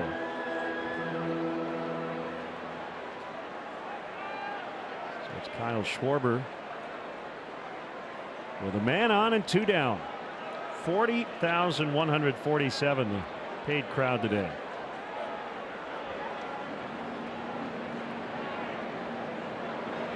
Cubs already with a 1-0 win in this series. Courtesy of Kyle Schwarber on Thursday night. It's the Kyle game. Kyle Hendricks on the mound and Kyle Schwarber with the solo home run.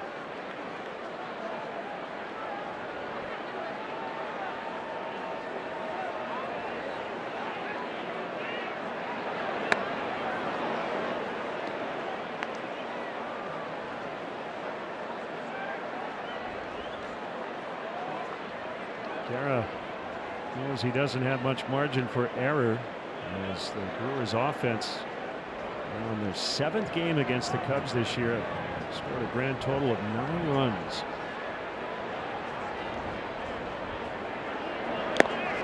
Foul tip to make it 1-2.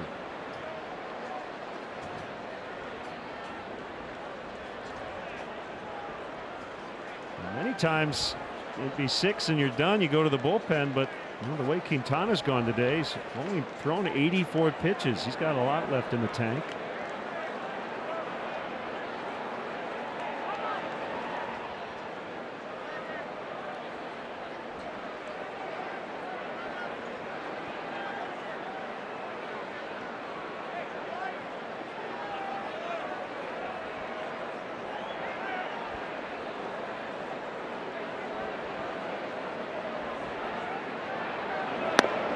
I think it's advantageous that they've moved the bullpens underneath the bleachers because the game like this, sometimes as manager you would want to get somebody up because it's so close. So if things start to go south, we got to be able to react. And the game Quintana's having, I don't want him looking down there and seeing somebody up in the bullpen. I don't want that even to enter his mind. Good point.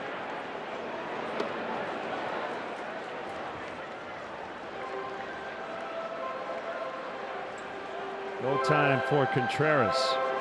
And Mike Montgomery is up, and I think that's more about the batting order. If this inning continues, a chance to really add on.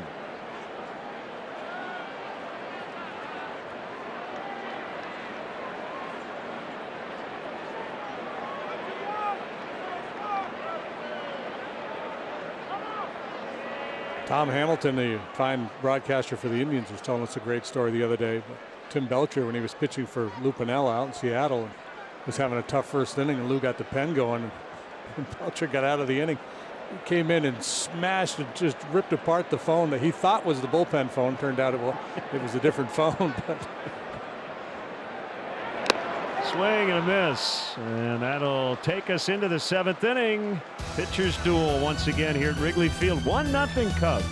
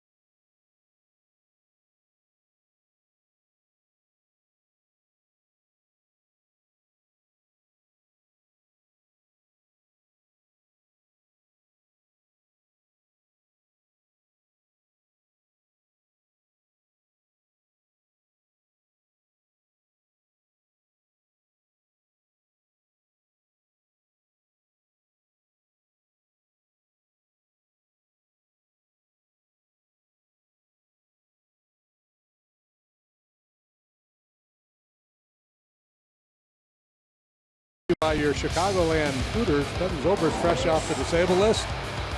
Bouncing around out there, making plays. Nice 4-1 play, and then a sinking line drive that he snags out behind second base.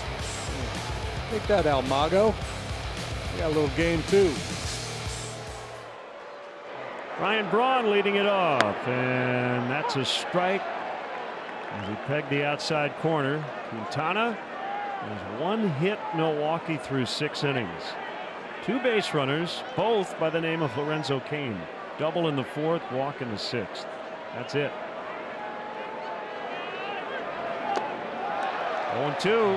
At the jump on Braun. He's done that all afternoon. 16 first pitch strikes to 21 batters face. You're normally going to find him right near the top of the league in that department. And he's been locked in here this afternoon.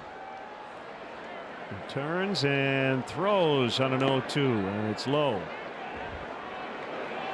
Actor and Chicago native, huge Cub fan, Jim Belushi will sing the stretch today.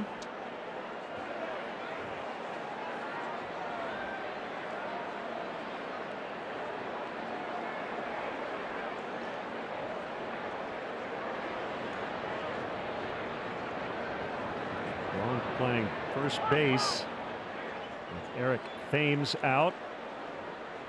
And even if Thames were healthy today, it would be Braun or Aguilar at first anyway against the lefty, most likely. Toward the middle, Baez. Nice scoop. Pitching and defense on display here this afternoon. That was a pretty play. Baez glide and great hands. Little essentially deflecting that ball from his glove to his throwing hand. By the way, Eric Thames did have surgery on that left thumb, so they're looking at 6 to 8 weeks before he's back.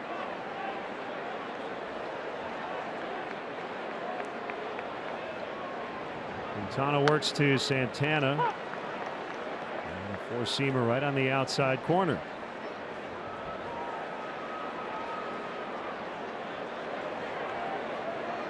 It's to a point where you really want to make sure, if you can, that Quintana faces this club, right? I mean, it's been that good in his matchups with Milwaukee.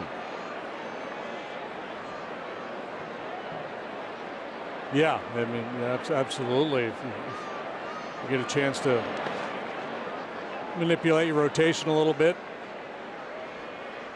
to make sure it lines up so he faces this club. 23 consecutive scoreless innings and counting against the Brewers.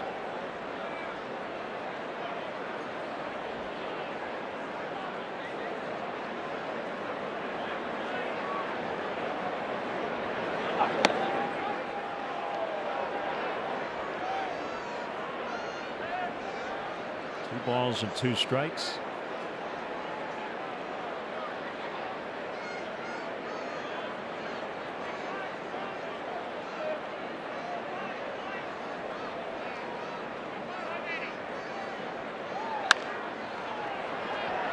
Baez will not make this play.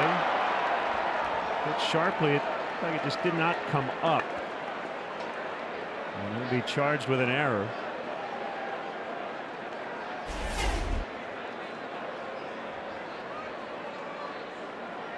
He just didn't have his glove all the way down. Last couple of ground balls, they took a little skip right at the end, but that one did not. So a 1-out base runner, and here's Perez, who has struck out and popped out. Santana, a guy who's capable of stealing a bag, but again, with the lefty Quintana out there, Contreras behind the plate, I doubt that he would be looking to go. 1-0.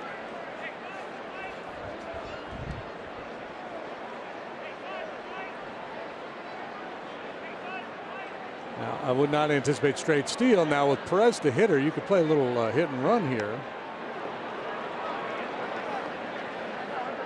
Pretty good contact skills. He doesn't walk much. He hasn't hit much so far this year, hitting just $176. Part-time play. Brewers getting a lot of production from the corner infielders. To see where they rank In the major leagues, first, tied for first in home runs, second in runs batted in, tied for first in runs, and first in slugging. And a lot of that coming from two guys not in the lineup today. Ooh, they got him! They got him! Santana, I don't even know if he saw Quintana make that throw. He goes back to the bag like a tree that's been felled in the woods. He's off balance, and then he's just kind of leaning and reaching, and then despair kicks in.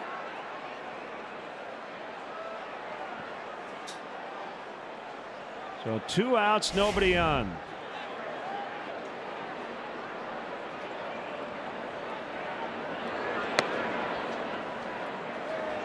Only 2-1 count. Little things matter in a 1-0 ball game, and most of the little things have not gone Milwaukee's way. But the only thing that has was the error by Baez, but quickly erased. And Santana got picked off, and Perez follows that up with a solid single.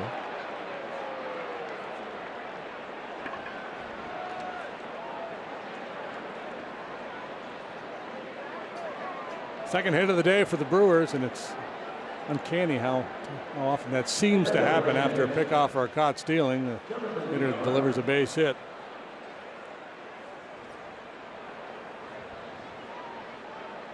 VR 0-for-2. The Cubs have 3 hits. 2 of them should have been outs. Well, it was not caught. Baez credited with a double, as that's charged foul down the left field line. And then Schwarber credited with an infield single on a pop-up that landed untouched. Yeah, so there's been enough reminders in this game of plays like that where base runners or batter runners should really be willing to sell out on anything in the air.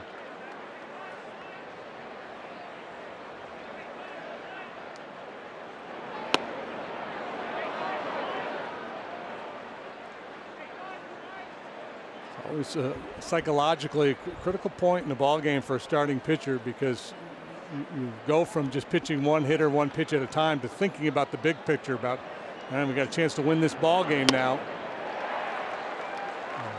You put in all this good work to this point in the game, and you're a little afraid that it might get away from you. And when you start to think that way, the tendency is to get defensive and start to nibble and not be quite as aggressive.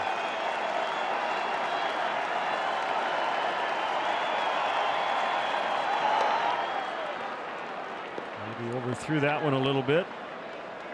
2-2.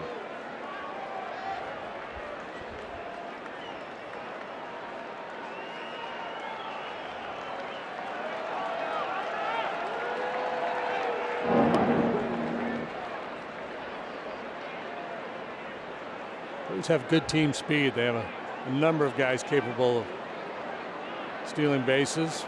Perez is one of them. We mentioned Santana. Braun can still run a little bit. Kane, Yelich, VR, all candidates. Garcia.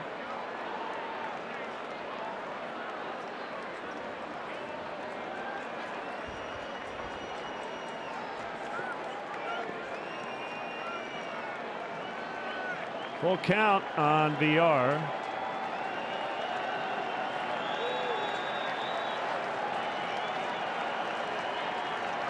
Perez takes off, swing and a miss, and it is now time for the 7th inning stretch, presented by Mercedes-Benz, the best or nothing. Today's guest conductors for Take Me Out to the Ball Game, actors Larry Joe Campbell and Chicago native Jim Belushi. It's good to be back home in sweet home Chicago. Are you ready, Gary? A 1, a 2, a 3. Take me out to the ball game. Take me out to the crowd.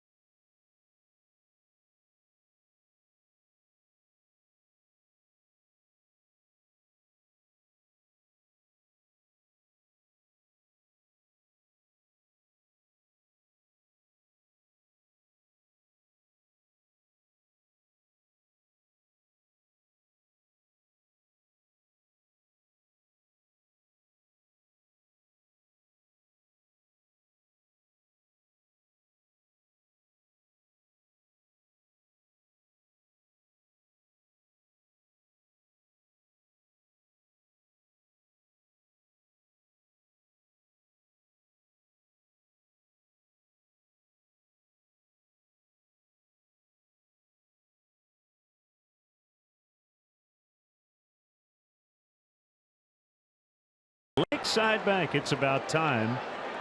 It's Oliver Drake to Ben Zobrist, and a strike called.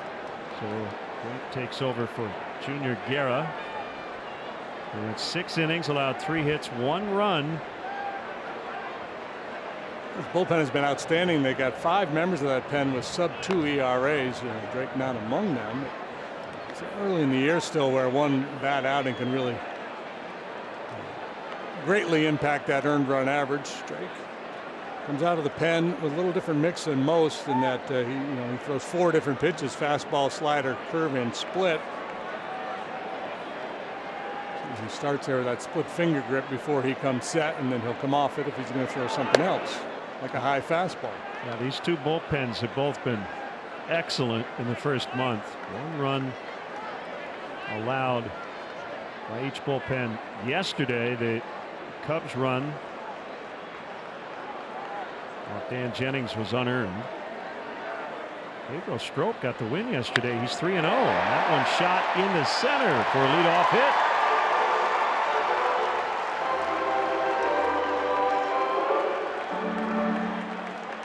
Chance for a little insurance here. He steps up with a man on first, nobody out. Looks like Tommy La Stella out to take the at bat for Quintana.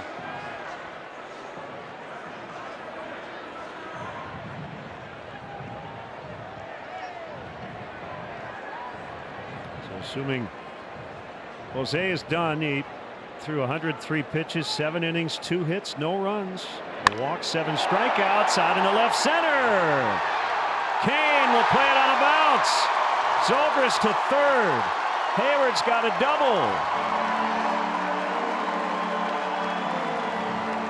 Excellent start to the 7th for the Cubs offense. Yeah, both balls really well struck. First Zobrist, now Hayward, single double, and they set up shop second and third, nobody out. They love the Drake.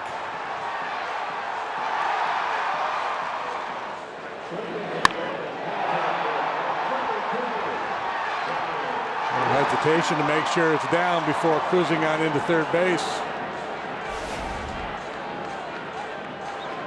So I think that was Cedarstrom running through the picture, or Sherwater. Remember, there are an umpire short here today. Corey Blazer got sick. It's a 3-man crew. Infield in. Swing and a miss. Tommy La Stella, a guy you love to have up there in this situation. He's such a smart hitter, situational hitter. Doesn't mean he's always going to get the job done, but quick to the ball. It's a rare bad chase by him.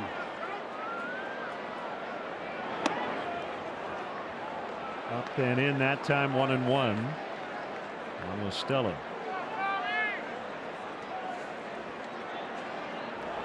He debuted in the big leagues with Atlanta in 2014. Last 4 seasons with the Cubs.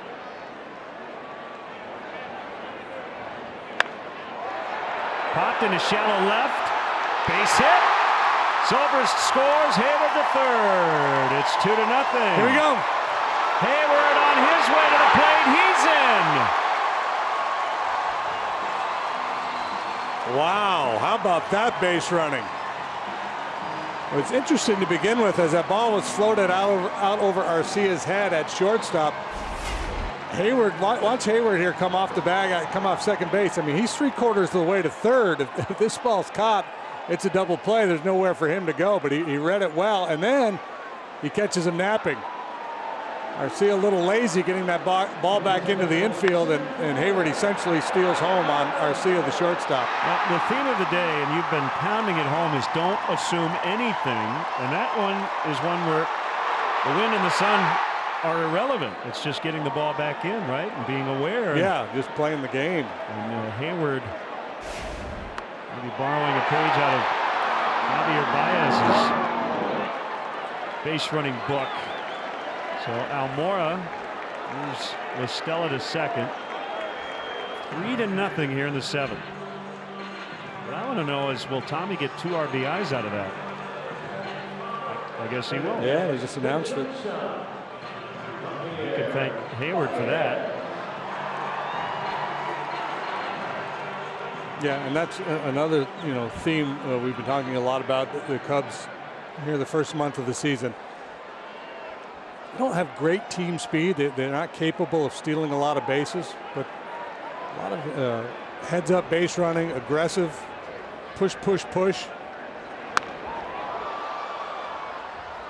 They've been able to walk that fine line between aggressive and reckless, and rarely has it tipped over to the reckless side, where you're scratching your head going, what on earth was that?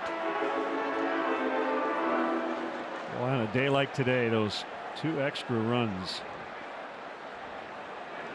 look enormous.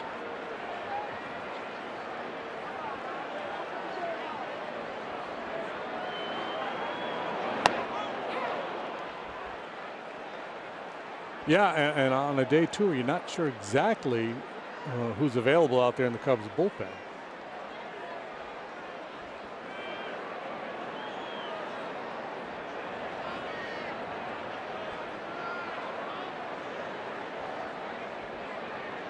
Two strikes to Baez.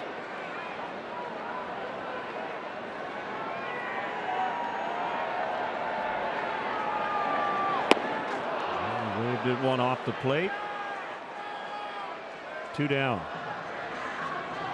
Brandon Morrow, the Cubs closer, has worked each of the last 2 days. He has not worked 3 days in a row yet this year, so I'm not sure if he's available. He did not throw a lot of pitches yesterday, earning the save. He threw just 11 pitches, 16 the day before, so I would imagine he's available. The Brewers bullpen had a streak going of 32 consecutive innings without allowing an earned run. That has ended.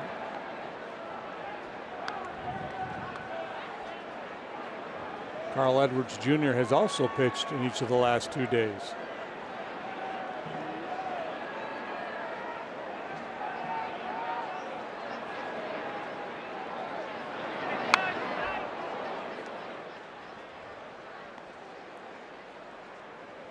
This is one day where after the game, it's not so much about what Chris Bryant does. It's about how he feels. He's 0 for 2 with a walk. And his return to the lineup. And hoping to contribute to the Cubs' 3rd win in a row to start this homestand.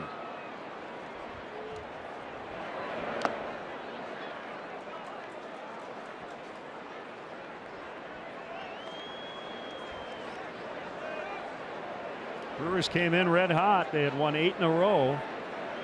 They have dropped back-to-back 1-run ball games, and they trail here late, 3-0.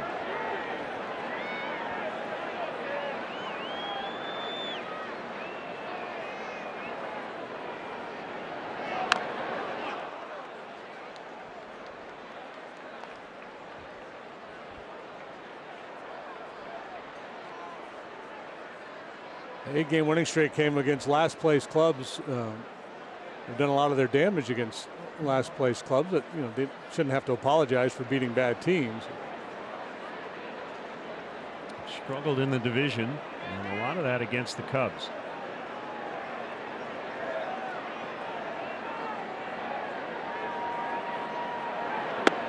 It was almost a balk, and Drake barely stopped when he came set.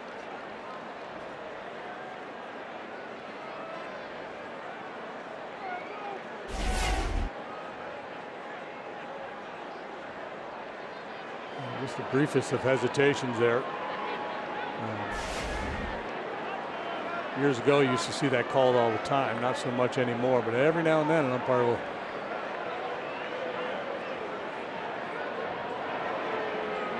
decide to jump on that.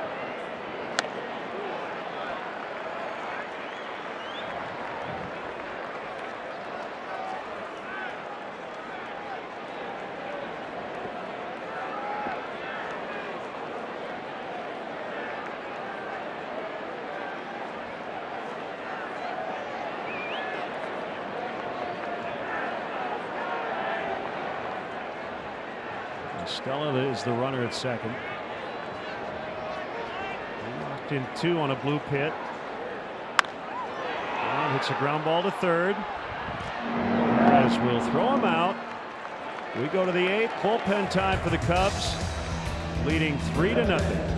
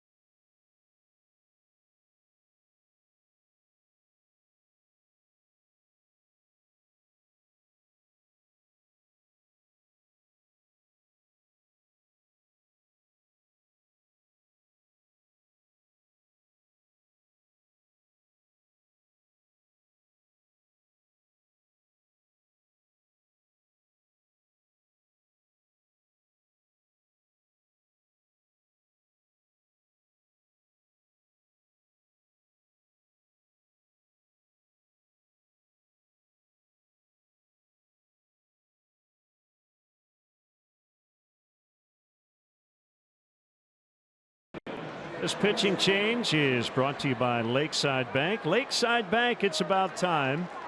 Pedro Strop got the win in relief yesterday. A third of an inning, he threw 3 pitches and got that win. He got a heck of a ratio going. Look out. Next down Manny Pena as we start the 8th inning. Strop pitching for the 12th time. He's 9 2/3 innings and has 3 W's. Pena takes a seat.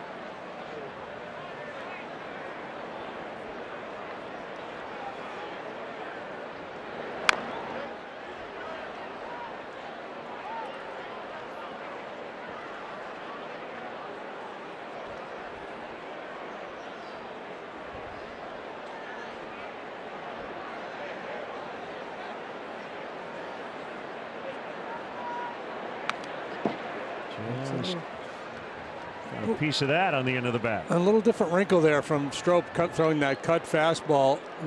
And fastball slider and a little split rarely. And last year started mixing that cutter in a little bit more. Pena's out. And a lot of times people ask, well, what's the difference between a cutter and a slider? And it was a great example of the last 2 pitches. That cutter at 87 moving horizontally off the plate. Slider moving horizontally and with some vertical tilt at 82. You get kind of tied up in the jargon sometimes because what one guy calls a cutter looks more like a slider and vice versa. But always had that debate with Jake Arrieta. Had a variation on the velocity. Yeah. 92 at cut, and it was more of a slider at 87. 0-1 to Arcia. 1 ball, 1 strike.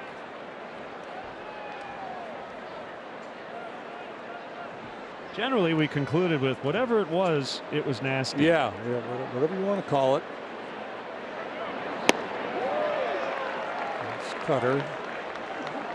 You see 87, think cutter. You see 82, 83, slider.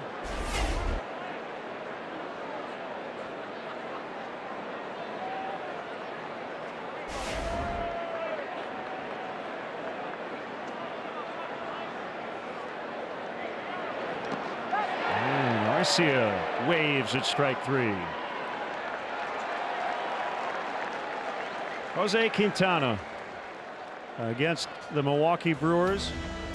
This is his last 3 starts, and overall now 24 consecutive scoreless frames versus the Brewers. So if you're a gambler, the next time Quintana pitches against the Brewers, would you be inclined to bet on Quintana because he owns them, or would you be inclined to bet on the Brewers because sooner or later they're going to get him?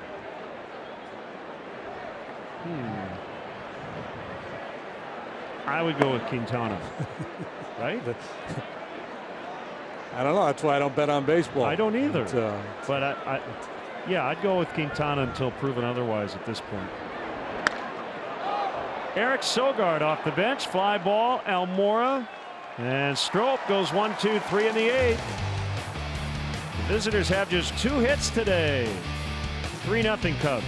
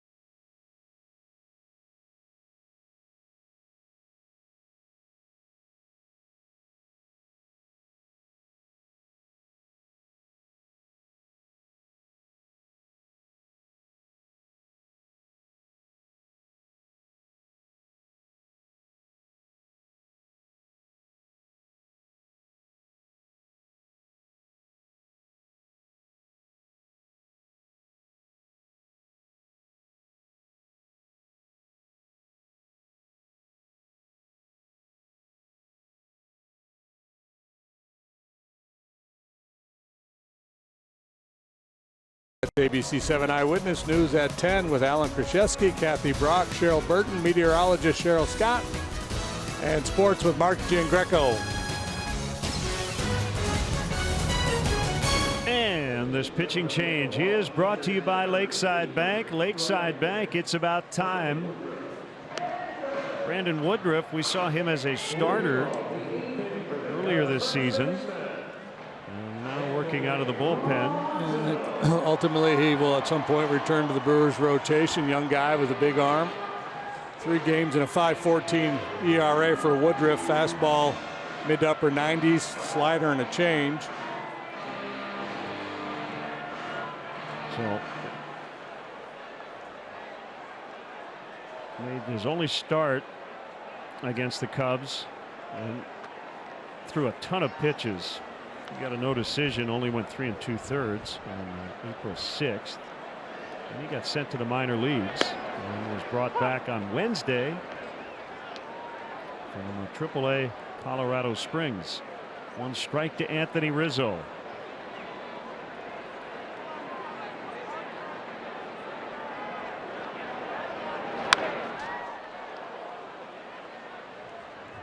It was kind of an awkward landing by Rizzo.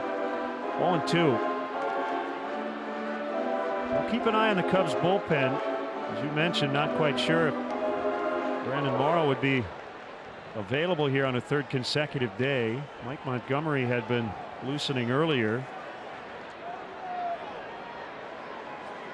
And as we just stated in the 7th, that's where those extra runs really come in handy. Gives Joe a little breathing room.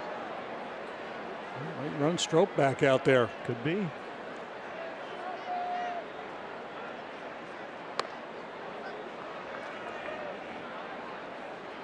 One and 2.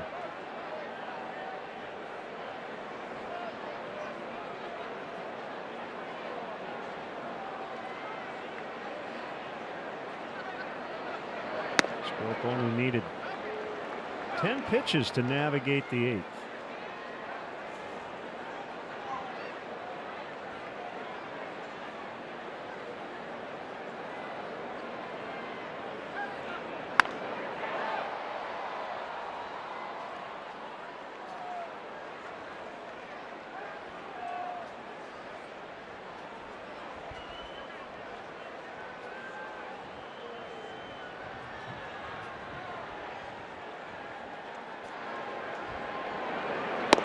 Swing and a miss, strike 3. Are you in charge of planning your next social gathering? Plan a day or evening here at Wrigley Field and enjoy special perks only available inside the ballpark. Cubs offer special ticket packages for groups of 15 or more. Visit cubs.com/groups.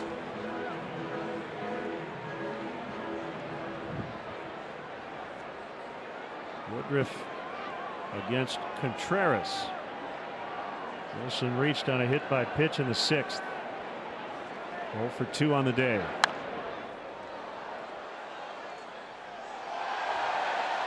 Somebody made a catch right below the press box. Or failed so spectacularly that he or she got a standing ovation anyway.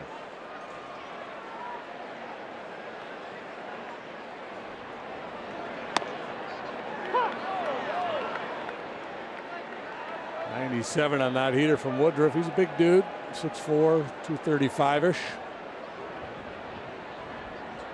25 years of age from Tupelo, Mississippi.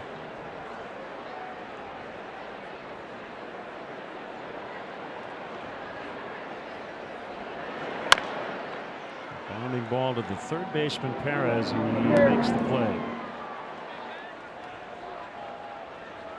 Chrysler out of town scoreboard. Get great deals on the Chrysler Pacifica at the Chrysler Spring Sales event. Reds trail late at Minnesota as the Twins try to end a long losing streak. Diamondbacks red hot. They're 18-7. It's the first of a doubleheader in San Francisco. And a wild first inning. Dodgers 3-2. The Giants still batting.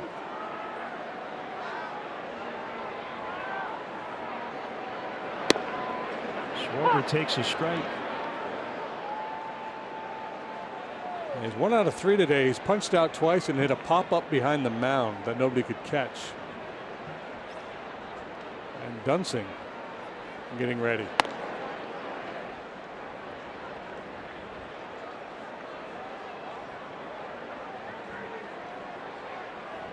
Top of the order for Milwaukee in the 9th.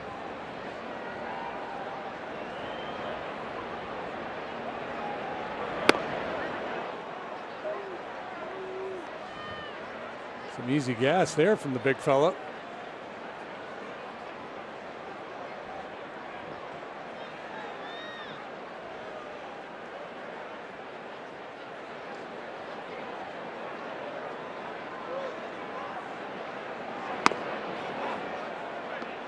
Two balls, 2 strikes.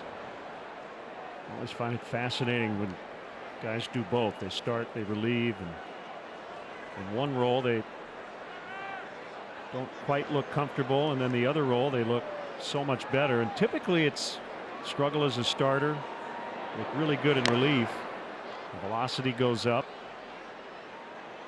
But with bullpen usage the way it is these days, will we ever get to the point where a manager won't even have a starter announced, just from the psychological perspective, and one of 4 guys, just you're starting the game, you go 2 innings and hand the ball to somebody else. Yeah.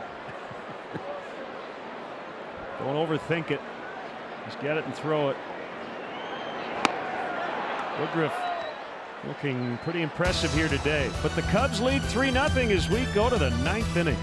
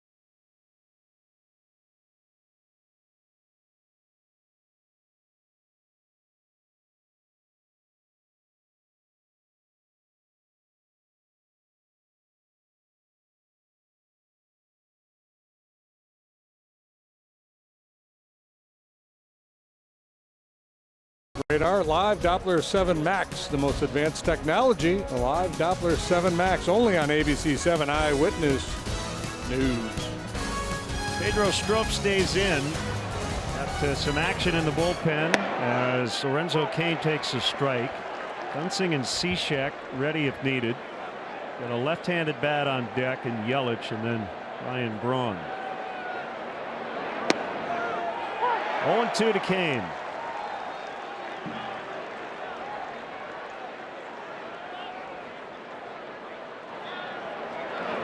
And he quick pitched him and it worked.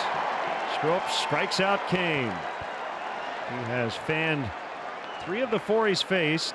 And here comes Joe. Looks like he's going to play the matchups up 3. Yeah, I figured if Cain reached, he would definitely go get his left-hander. I thought perhaps he'd let Strop keep going after if he got Cain, but he's going to go one at a time here. Looks like Ben Zobrist is headed out to left field. Addison Russell into the ball game. We'll sort it out when we come back. This call to the pen is brought to you by Lakeside Bank. Lakeside Bank, it's about time.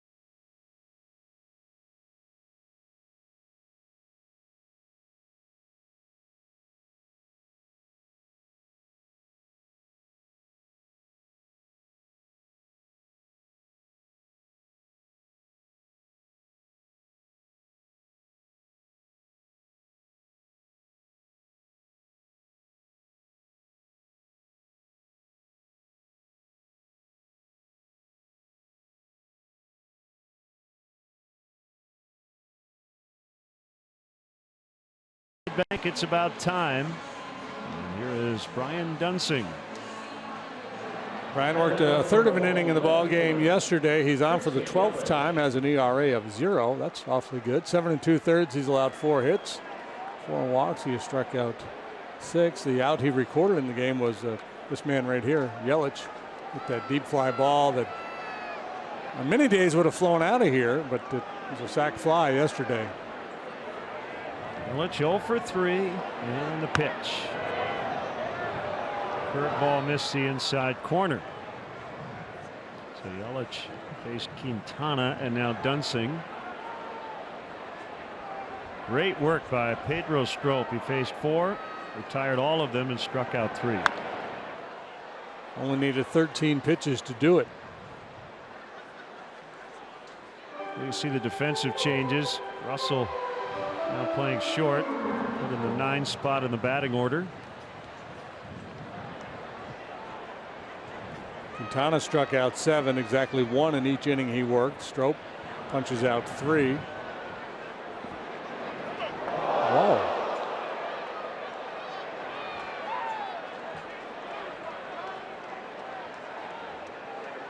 The likelihood that that ball was going to miss everybody, the hitter, the catcher, the umpire.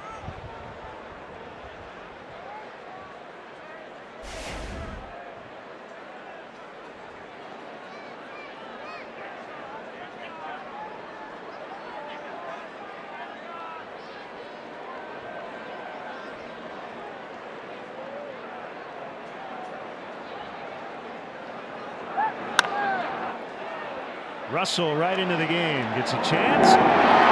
2 down. Here comes Joe.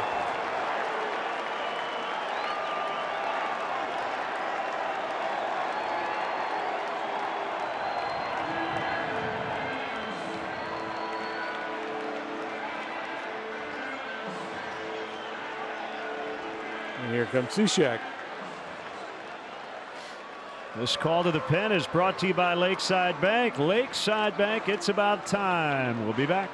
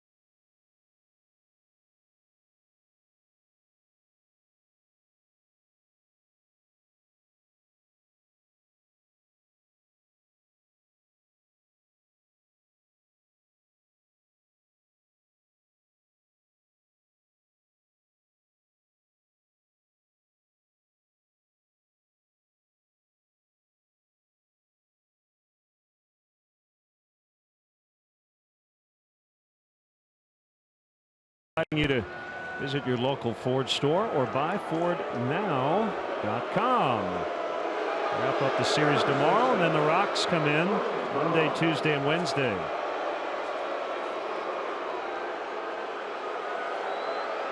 The boos you hear are not for this man, it's for the man he's about to face. Cishek, his name has been called often this year. He's pitching for the 13th time. Has a .292 ERA.